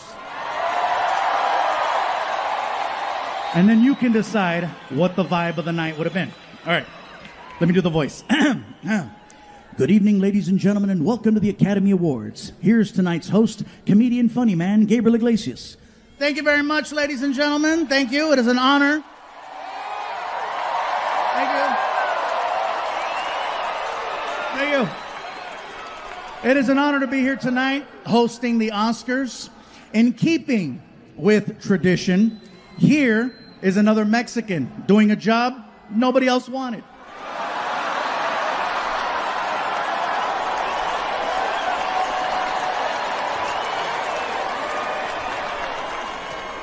And they passed. They passed. Yeah. You know, and then getting back into the swing of things, we have definitely come a long way from 2020. The fact that we're in a sold-out stadium, elbow to elbow, ready to laugh, have fun. We've come a long way.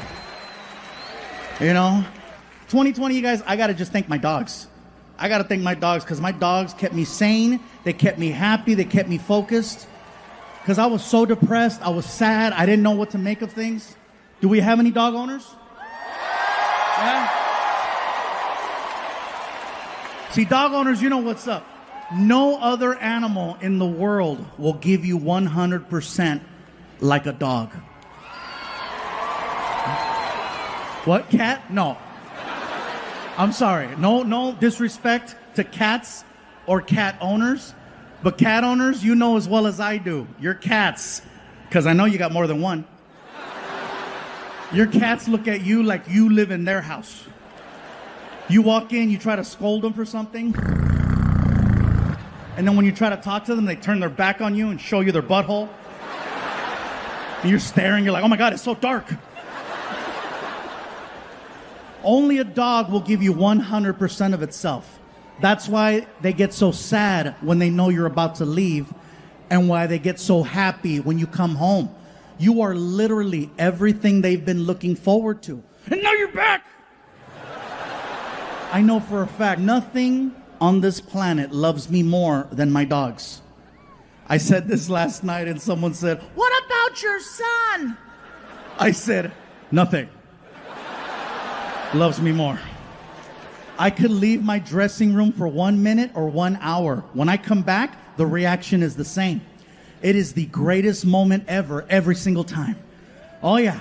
My dog Vinny will jump off the couch and run towards me top speed. And then when he gets to me, he jumps up and down. And he makes a sound like a... You can almost hear, where were you? Where were you? Where were you? And he pees everywhere. I used to get upset that he would do that, but then I thought about it. My dog loves me so much, he cannot control his own bodily functions.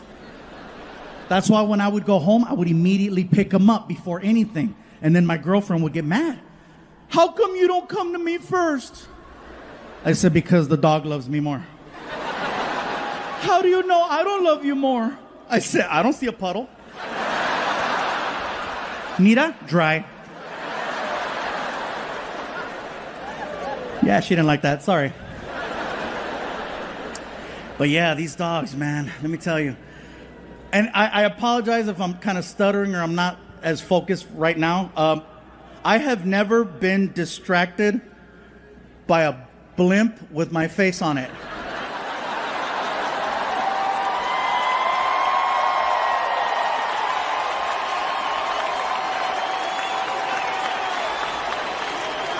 I'm sorry, Netflix, but shit, this...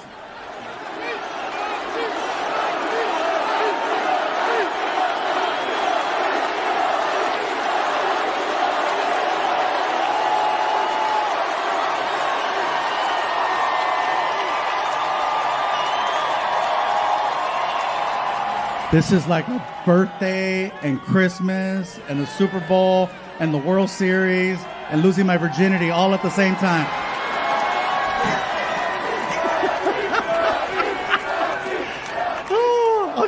Even saw the lights of the Goodyear blimp.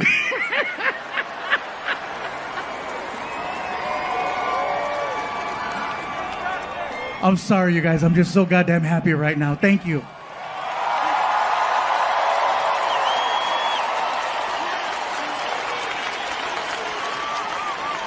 I wish my mom were here to see this. You have no idea. She would have been happy to see all of you, but she would have been like, no, chinga su madre, mira lo que mi hijo está en el cielo. Anda ya con Jesus in the sky, mira. That is amazing.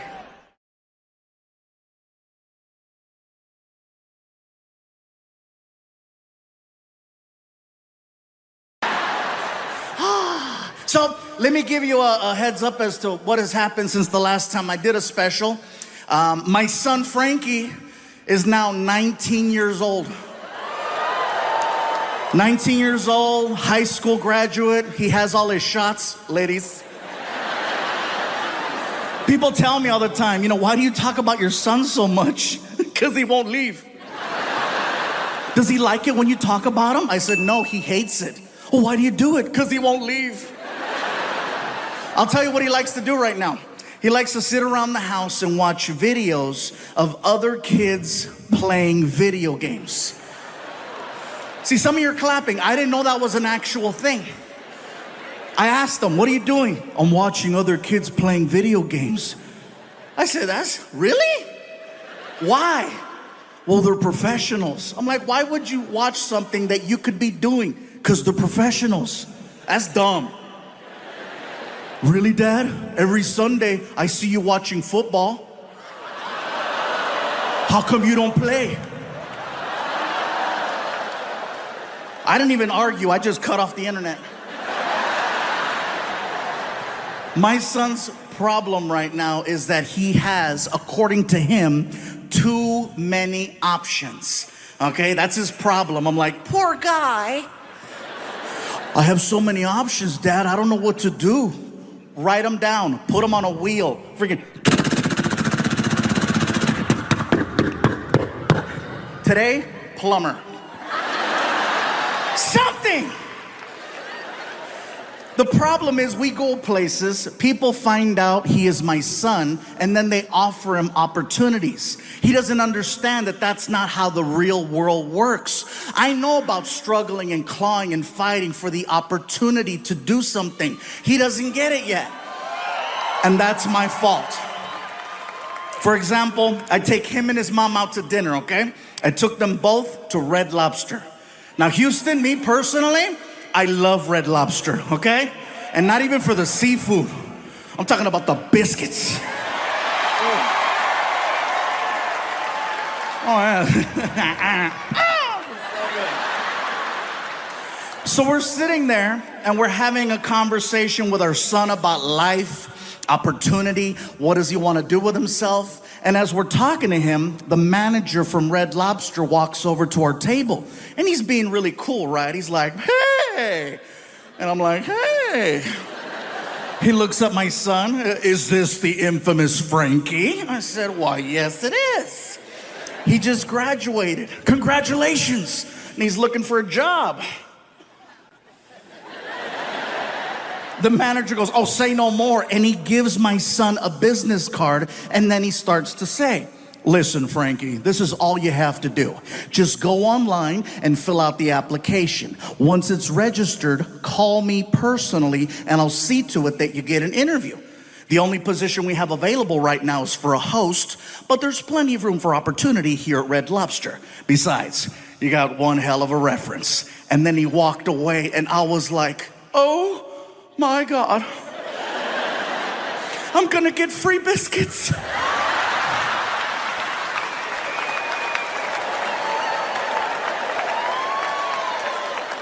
My son looks at me and says, I don't want to work at Red Lobster.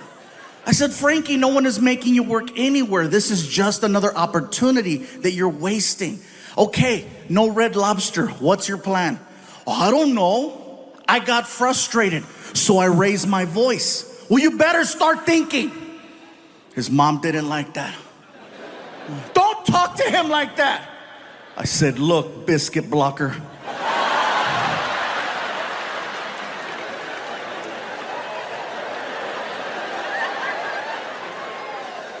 See, up to this point, we have agreed on how we raise our son. But in this situation, she's trying to protect him from the world. I'm trying to prepare him for the world. If he cannot handle me raising my voice to get his attention, to see the bigger picture, he's not ready for a world that doesn't care about his feelings.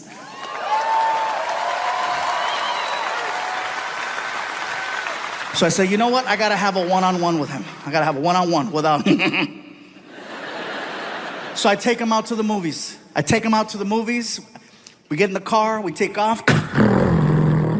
Little 20-minute drive, okay? As we're driving, I figure I'll have a little one-on-one with him. Maybe this way it doesn't feel like a talk. I thought he understood what I was trying to say. It's late. We're leaving the movies. We're pulling out of the parking structure. And out of the corner of my eye, I see a cop car. And I made a sound. I was like, ugh. And Frankie goes, what is it, Dad? I said, there's a cop at the light. What are you worried about? He's gonna stop us. How do you know? Watch. I made that left turn. Frankie's losing it. It's happening! I said, relax. I pull over. Cop pulls up from behind. Immediately. Driver, windows down. Oh. Driver, hands out the window. Serious?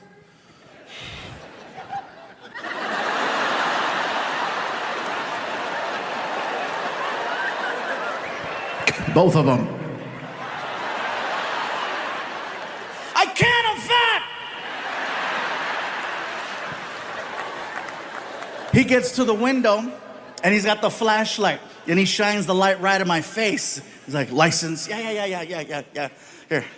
He takes the license and then, of course, do you know why I stopped you? Officer, no, I don't, but I'm sure you're about to tell me. You don't have a front plate on your car. I said, officer, you're absolutely right. I do not have a front plate on my car, but my name is actually on the front of the car. Excuse me, my name is on the front of the car. I own a 2012 Ford Flex, and the Ford Flex has the actual word flex written on the hood. I have a friend who does custom automotive work, and he took all the letters off the car except for the letter F, and he made letters so that it spells fluffy on the hood. Okay? Yeah, it sounds impressive. You can do it too for like $23. It's not that bad. They're like refrigerator magnets. You can even move them. Like one day a letter flew off and it said foofy. Look at me, que pendejo. I know, stupid, right? So the officer walks around to the front of the car and he takes his flashlight and he shines the light right on the hood. And he does this, he goes, I knew it! And my son goes, what does that mean? I said, that means we get to go. Oh, Houston, for the first time in a long time, my son was actually impressed by something that I did. You gotta figure, this is not impressive to my son because he grew up in this environment, okay? You saw that, right? I saw like that's like the third one I've seen. It's like stuff keeps, the people upstairs from Tombow, keep talking.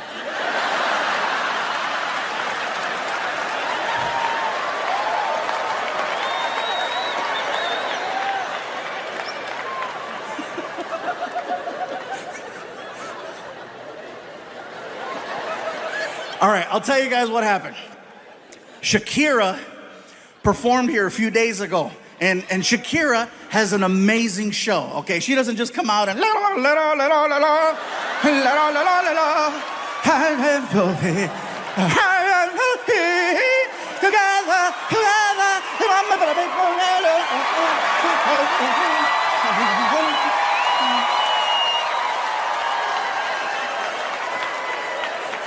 I think I just hurt myself. But there's a part of her show where all of a sudden it goes and there's cannons with confetti that shoot everywhere, right? And I think that was leftover Shakira. Yeah. Can we edit out the part where I burned 800 calories? Oh my God. So where was I? Oh, this does nothing for my son. And the reason why I say that is because he grew up in this environment. He's been to 1,000 shows. He's seen me on TV 1,000,000 times. It's not a big deal. But the fact that I got stopped by a cop and the cop recognized me and geeked out and let us go, I earned street cred with my kid. Yeah, Frankie was like, that's the coolest thing I've ever seen. And I'm like, hell yeah, cuz, that's right. You better recognize, player. We get home, he woke up his mom. Mom, you should have seen it. We got stopped by the cops. Are you okay? Yeah, they recognized Dad and they let us go. And she stayed quiet. And I told her, huh? I got recognized. And she said, ah.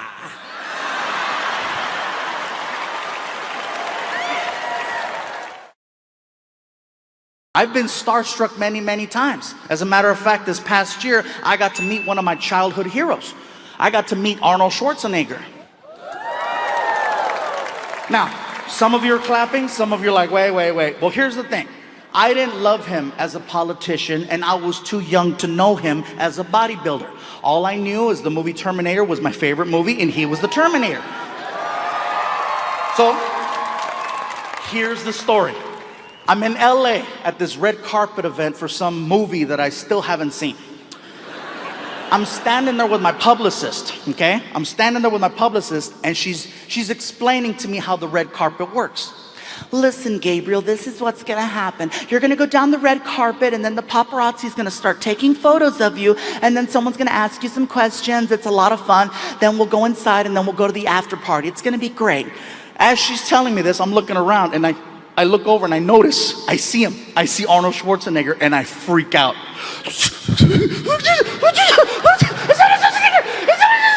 Relax. You've never met Arnie? I said, no, I've never met Arnie. I work with him all the time. He's really nice. Would you like me to introduce you? I'm like, Yes.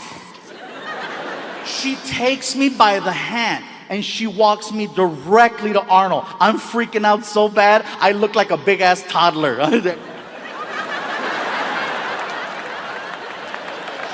We get over to Arnold Schwarzenegger's area, and he's Arnold Schwarzenegger. He's already got a big group of people around him waiting to take a photo. So I'm just patiently waiting. As I'm watching him, you guys, I gotta tell you right now, no one on this planet is better at meeting people than Arnold Schwarzenegger. He is the greatest people meter I've ever witnessed. And the reason I say this is because when you meet him, he's very engaging. He grabs your hand, he pulls you in, he looks at you in the eyes, and he turns it on. When you meet Arnold, you get exactly what you think you're gonna get. It's awesome to watch. You know? How are you? So nice to meet you. You're so strong. You put my hand. Hey, look at you. This is incredible. Got these lights and this red carpet. This is incredible. Excuse me. How are you? Hey, you're so strong. You put my hand. This is incredible. Look at you. People are walking away from him, looking at their hand. They're looking at their hand, you guys. 10 minutes I'm watching Arnold Schwarzenegger light people up. And then I noticed something else. I noticed that Arnold has a handler, a guy who stands right behind him. And it's this guy's job to basically reset Arnold for the next person he's about to meet. Arnold Schwarzenegger will never cut off a conversation with the fan. The guy behind him listens in on the conversation, and he determines when enough is enough, and then he signals Arnold to cut it off and move on. Here's the signal. He grabs the back of Arnold's arm right there, 2 times. 1, 2. That lets Arnold know, cut it off, time to move on. Always to the left. Awesome to watch. This is incredible with these lights and these special effects is going on here. Excuse me. How are you? Nice to meet you. You're so strong. Hey! I'm like, oh. So I yell out to the handler, hey! And the handler turns around. Hit him! I want to meet him. Hit him! And he starts laughing because now he sees that I see how the Terminator is really working. So he gives me one of these. Next thing you know, he is lighting Arnold up. He is hitting Arnold so fast, Arnold can barely keep up. Excuse me, pardon me, excuse me, hello, how are you? Excuse me, pardon me, high five, pardon me, excuse me, hello, how are you? Very good. Pound. He's coming down the line, and I'm just waiting. And I stick my hand out, and he grabbed it. How are you, son? I recognize you. I know who you are. You're the comedian who does the joke about the Indian man trying to rob a bank, but he cannot rob the bank because they are making fun of him. And in my head, I'm like, he knows me! Outside, I'm like, yeah, that's me. You are hysterical. Give me your contact information. You are the funniest person. Excuse me. How are you? Nice to meet you. You're so strong. Hey! Meeting Arnold is like a really good roller coaster. You want to go to the end and meet him one more time. You know what I'm saying? And it's funny because, you know, for me to relate to my son, it's a little challenging, you guys. And it's not that I can't relate to a teenager, because I can. I can relate to almost any age. You know, I got people that brought kids here tonight. The problem is that my son doesn't see me as an entertainer. He sees me as the guy that tells him to take a shower, put on deodorant, you know, stop picking your nose. That's me. His friends, on the other hand, I'm like a god to his friends. Every time I drop off Frankie at school now, I pull up, you know, the kids see my car. They freak out and they run over to it and they put their hands on it like it's a shrine. They touch the car like freaking, Selena está aquí, you know? Some of you got that. Gracias. Anyway. Then the kids start shaking my car side to side, chanting, Fluffy, Fluffy, Fluffy. And Frankie's in the front seat, pissed. He's pissed. He's like, this is bull. I'm like, hey, dude, don't get mad at me because I'm more popular than you at your school. Little hater. He gets out of the car all mad. They're still chanting, Fluffy, Fluffy. The thing is that our worlds are very different. His world revolves around Grand Theft Auto, the video game, YouTube, and girls. He's really good at 2 of those. The other one, not so much.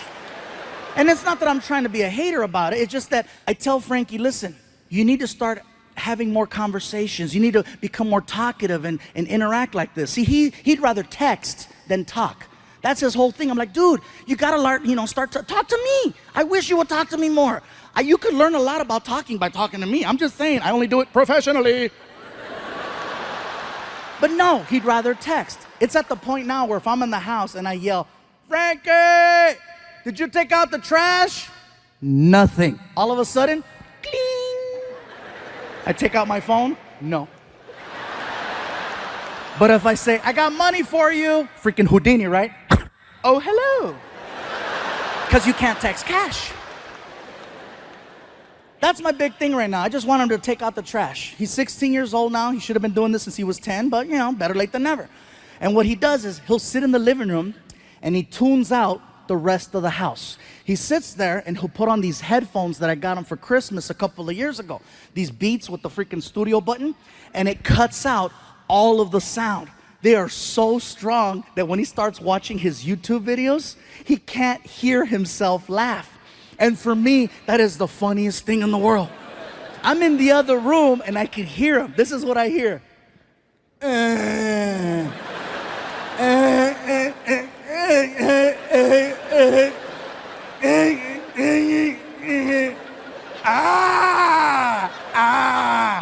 I'm in the other room like, who brought the Germans? And so I walk out into the living room and I see Frankie and he's laughing at his phone and I gotta flag him down. I go, hey, hey, hey. And he'll take him off. What's up, Dad? I go, Frankie, can you do me a favor? Can you please take out the trash? Okay. And then he puts them back on. What? Now? I go, yes. Now? When you ask me for a ride, it's because you need a ride when you ask for it, right? Not later. Then he says, where are we going? Just take out the trash. And then he does it. He takes out the trash, but he acts like he's doing me the biggest favor in the world. And he stares me down and he doesn't break eye contact. He's like,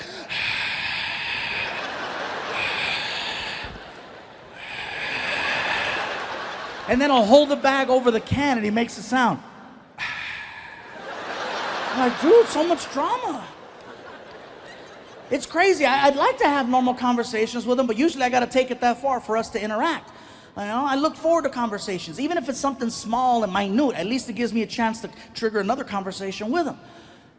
I look forward to a few things. I look forward to December, because in December, Frankie becomes very chatty. Otherwise, he's one-word kid. Parents, you know what I'm talking about. Kids, one-word kid. And you try to talk to them. Hey, how's your day? Good. You have any homework? Yeah. You gonna do it? Maybe. You hungry? Mm-hmm. What do you want? Food. Ah! Usually that's what I get. But December rolls around, and guess what December is? December is when he becomes very chatty because he has an agenda. All of a sudden, he goes from one-word kid to very like, hey, how's your week, Dad? You doing good? Yeah, how are the shows going? You doing all right? Do you need anything? You need anything? I'm like, I needed this in July, just saying. And I know it's fake, but at least, once again, it allows me to put my real conversation on top of his fake one. And if that's what it takes, then that's what it takes. Please welcome Gabriel Iglesias. Oh my God, this is so cool. This is so exciting. Finally, this is like a childhood dream come true right here, you guys. I'm on the Arsenio Hall show. Hell yeah. And I'm 100 pounds lighter. Thank you. And everybody in the front is like, Well, how big were you? yeah, no kidding, man. And for me, this is so exciting because, like, I'm backstage talking to Marlon, and we're watching the clips, and for the first time, I get to actually promote a film. Like, a year ago, I got to do a movie called Magic Mike, and I couldn't really promote it because, well, not for kids anyway. Hey, kids, go tell your parents to take you to see, Está sucio, cochino. Yeah, so I couldn't do that. And then, a few months later, I went from an R-rated film about male strippers to a Disney film called Planes. And to do a Disney film, you guys, is amazing because you cannot work for a bigger company than Disney. You work for Disney? No, seriously. You work for Disney? Woo! It's like a relationship because before I worked for Disney, no one wanted to work with me. All of a sudden you get a hold of a good one and everyone is calling. Nickelodeon was calling, Fox Sports and Cartoon Network. And Disney makes you feel very comfortable. They let you know right away. Gabriel, you have nothing to worry about. Disney is going to take really good care of you. Really good care of you. And then Nickelodeon called and said, We'll do things Disney won't.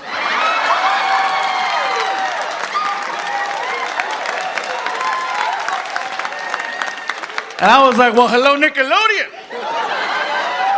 So there I go, cheating on Disney. I go to Nickelodeon Studios in Burbank because they want to pitch me a cartoon.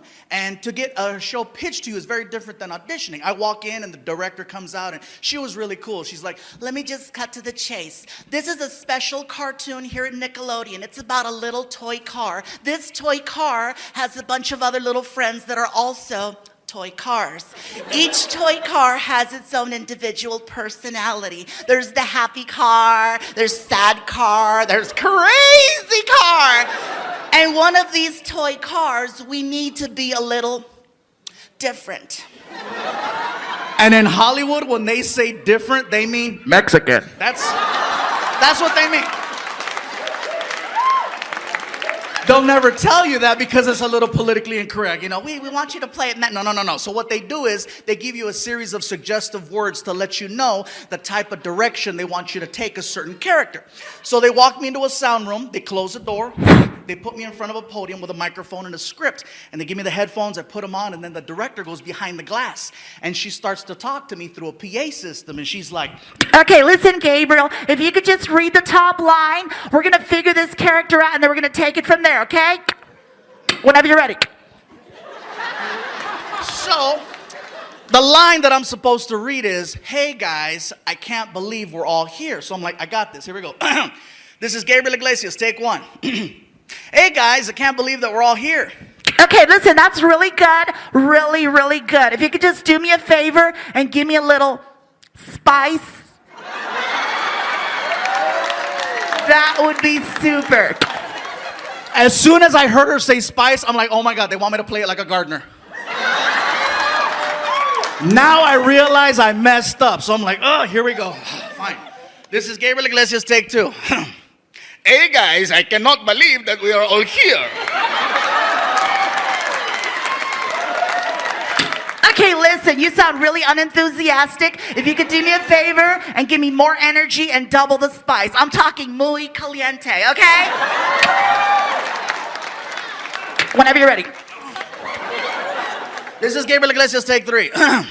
Hey guys, I cannot believe that we are all here. Okay, listen, we know you do sound effects in your show. Can you give us a sound effect for a toy car? I'm like, toy car, I got this, no problem. Here we go.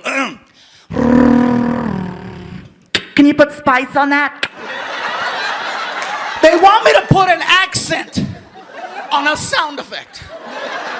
I'm frustrated. I don't know what to do. I'm like, I don't know. Varum.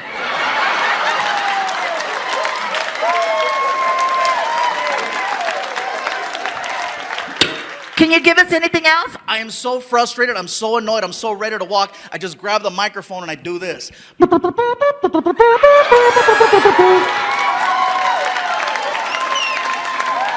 Just as I'm about to take off my headphones, she looks at me and she says, Perfect. thanks you guys very much for having me. Thank you, Arsenio. That's why I love amusement parks. I love them, but I can't enjoy them because they're not fluffy friendly. You try to get on a ride and they got all the safety restraints, you know? Freaking. Right? You're fluffy like us? That's not gonna happen, right? That's why I miss the old roller coasters. 1 bar, 3 clicks, that was it, right? We never fell. We never fall. Seriously, we never fall. You know who falls? The skinny guy who sat next to us. That's who falls. That's who freaking. More room. We never fall. And my buddy Mondo is built like me, just like me. He says, we need to get on a ride. I'm like, what are we gonna get on? He goes, they have a ride here. It's like a log ride. And you get inside the log ride and it goes up the hill, down the hill, makes a splash. I go, what about the pool bar? There's no pool bar. Seatbelt? No seatbelt. You just get in and go. I'm like, well, let's do it. So we get in line and we get to the front of the line, right? And we got to deal with the lady with the headset, the one who takes her job way too serious. Okay, how many people? 4? Okay, we got 4. Okay, 2 here, 2 here. How many people? 5. I got 5. Okay, 3 there, 2 there. We get to the... How many? Oh my. I got a code 1000. You guys can have that one. And she gave us our own log. So we jumped in. She pulls the lever. We take off.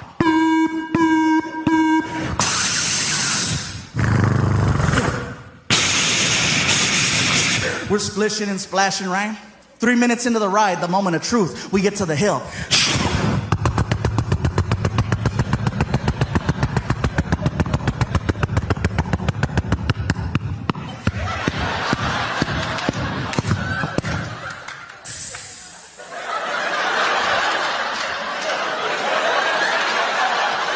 My friend turns around and he looks at me and he says, Gabriel, let's flash the camera.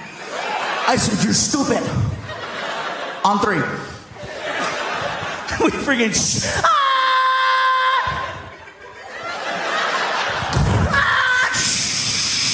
We get off the ride, we're soaking wet. We go to the bottom of the hill. We want to go buy that picture. We get there, and there's a lady behind a counter with a bunch of monitors behind her, and she's covering one of the monitors. I tell my buddy, what boat were we on? 22. She's covering screen 22. Goes, oh, we better sneak out of here. Oh, yeah, we're going to sneak out of here. Friggin'. We get stopped by security, and you haven't lived until you've been stopped by a security guard with a badge in the shape of a mouse. This guy swore, right? Hold on! Ma'am, can you move your hand? Thank you. You guys see that photo right there? You see that? That's a disgrace. We can't believe anyone could take such a photo at this park. Do you guys recognize the 2 large women in this picture?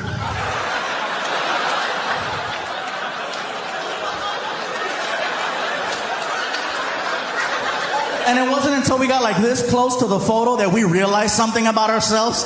And that is that when 2 full-grown fluffy men are going downhill at a 45-degree angle with no shirts on going like this, we both look like sexy bitches.